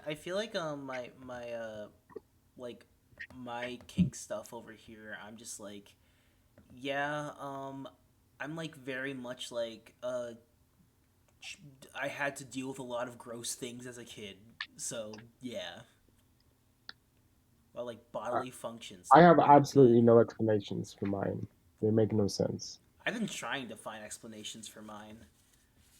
I just accept that it's just completely random. Hmm. I Well, think maybe it's not, but I don't care. It's not very important to me. I don't know. I like I wanna do more study into autist sexuality and how that impact how autism affects your fetishes and stuff because that's interesting. Yeah, like that one guy. Do you remember the one guy on 4chan who was very autistic and sexually attracted to tile patterns? Floor tiles, yes. Yeah, I that was an inside joke between me and Chris in like middle school. Like I remember like bringing that guy up to him in like 7th or 8th grade, and we whenever we would see floor tiles, we'd be like, "Oh fuck yeah!" yeah. That's probably so. That's the most base human being yet discovered. Yeah. Lord Tiles 9. Yeah, shout out the floor tiles guy. Um, or like yeah, like cause like I think like, hmm, I wonder why, why autistic people are into like, or like people in general really like are into like inflation It's weird. or like I want to know what's up with Big Knee Lover 69. you Big Knee Lover 69 is also a legend. Um, God, I love shit like that. You just got that's the most excited anyone has ever said Big Knee Lover 69.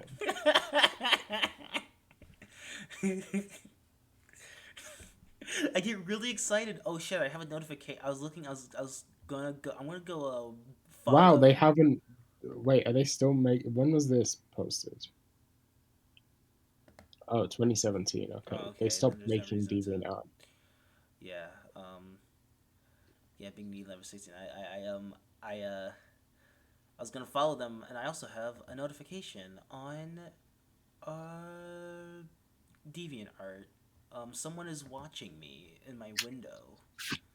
Why do Yeah, they call it watchers? They're someone has made a account on DeviantArt only to follow me on it. That's pretty cool. that's based. Yeah. I, my most recent Denpa image is pretty good. I'm gonna I'm gonna pull it up. Actually, no, I'm not recording my screen. I'm not gonna do that because they're gonna see all my files, and I'm not gonna edit I this. found out. I found out about Big Knee Lover through a Funhouse video. They just randomly found him in a video. I see.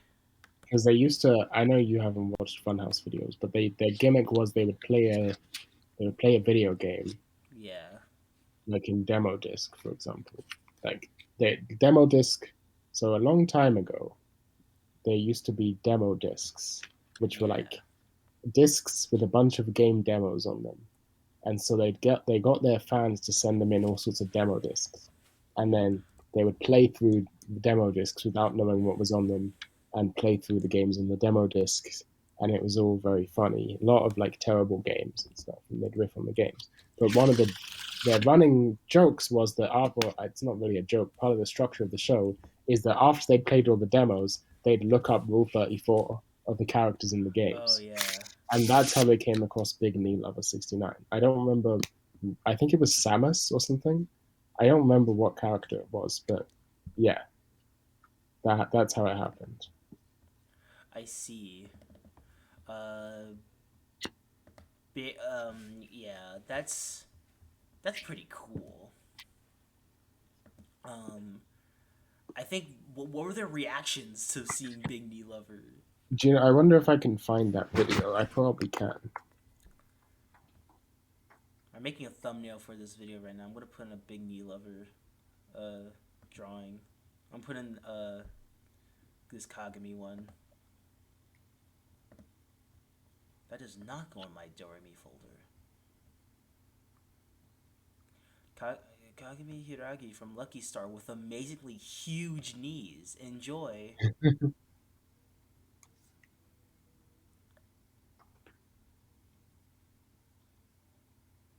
There's no way that's it. Is this it? Is this it? It could be anything. There's just a million Funhouse. I don't know if I'll ever find this. Oh, I found something.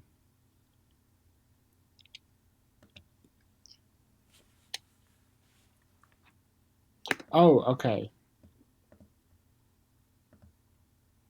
But I think maybe it wasn't in a demo disc. Maybe it was in a hard netting.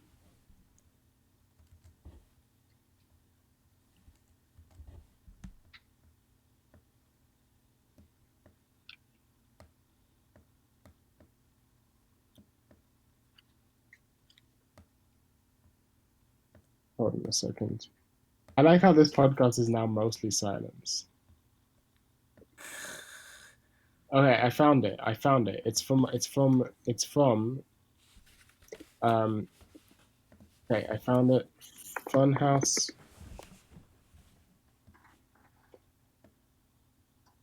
Okay. So it's a different show inside a show in a Funhouse show. Yeah. So they have a podcast, or they had. I don't know if they're still doing it. They basically don't exist. They basically killed their channel. So they had a podcast called Dude Soup. It's just like a pretty standard podcast, weekly Okay. podcast. And for a while, they had a segment at the end of the podcast called Hard Netting. Hard Netting. And the idea was there would be two strange for people or phenomena or things from the depths of the internet, and you would have these two things, and then the members of Funhouse would vote on who was netting harder. You know, like the internet, like who's Yeah. the hardest netter, and it was more of a joke than a serious thing. But Big Knee Lover was one of the hard netting subjects. That's probably how I found out about it. I see. And it's from this podcast. I will find a timestamp for you now.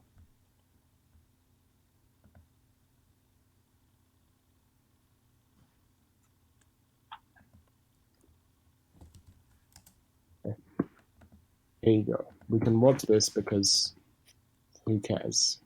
I'll just end the podcast right now because Are we ending the podcast? I could just right now if we're just gonna watch if we're gonna watch a video. Oh yeah, We've also I been thought going on maybe it'd be for. good. No, actually, you're right. I don't know what I'm on about. Yeah, we've been recording for 3 hours 42 minutes and 41 seconds. Yeah, that's a pretty reasonable. Yeah, this is a podcast. That's what a podcast is. Yeah. Let's recap real quick. Yeah. In conclusion, we have discussed. What have we talked about? We started off with a rant about you ranted about made up genres on Rate Your Music. Yes. Then I talked about how bugs have been BLJing through my bug screen Yes. and transitioned into Mario 64 and how I watched speedruns. And Yes. then somehow we ended up talking about uh like the meaning of art. Yeah. And then like uh you should live your life slowly and take your time with things. And Yeah. there's no rush. And we went into a whole deep conversation about that. And then we started talking about how we met Smite in the sewers. And it all went downhill from there.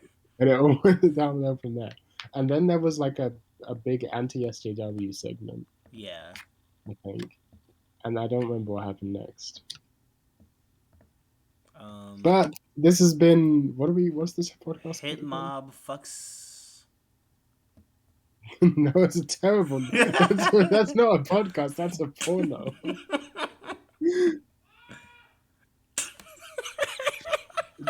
See how bad the name was? Yeah. Um Horizon in the middle of the podcast. That's what we should call it. Yeah, sure. That's a terrible. Wait, we need a better name. I'm not satisfied with that. What about um, high functioning Shut up. Okay, what about I don't know. Do you have any ideas? Um, hmm. Uh, Ever Since by Blady. We talk shit, so you don't have to. Yeah. There you go. That's the title of the podcast.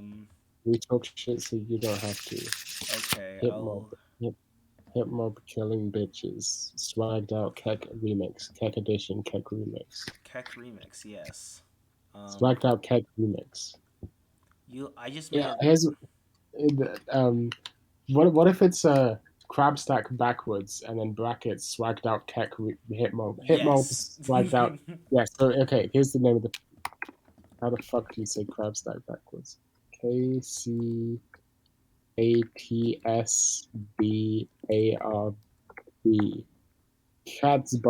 Kcatsbarb.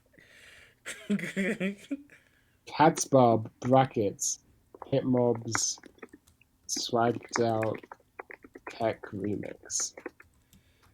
Okay. I'm making the thumbnail, so I'm just putting it in there.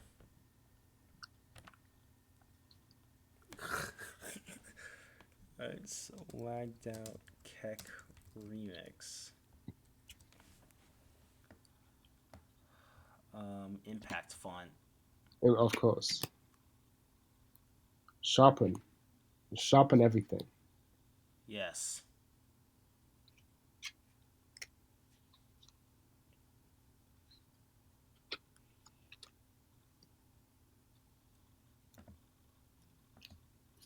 What do I not have?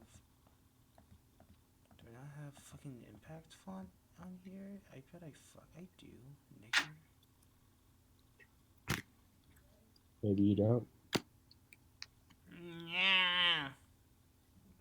That's weird. It usually has it in Krita. I use it all the time. Alright, whatever. I have this other random font.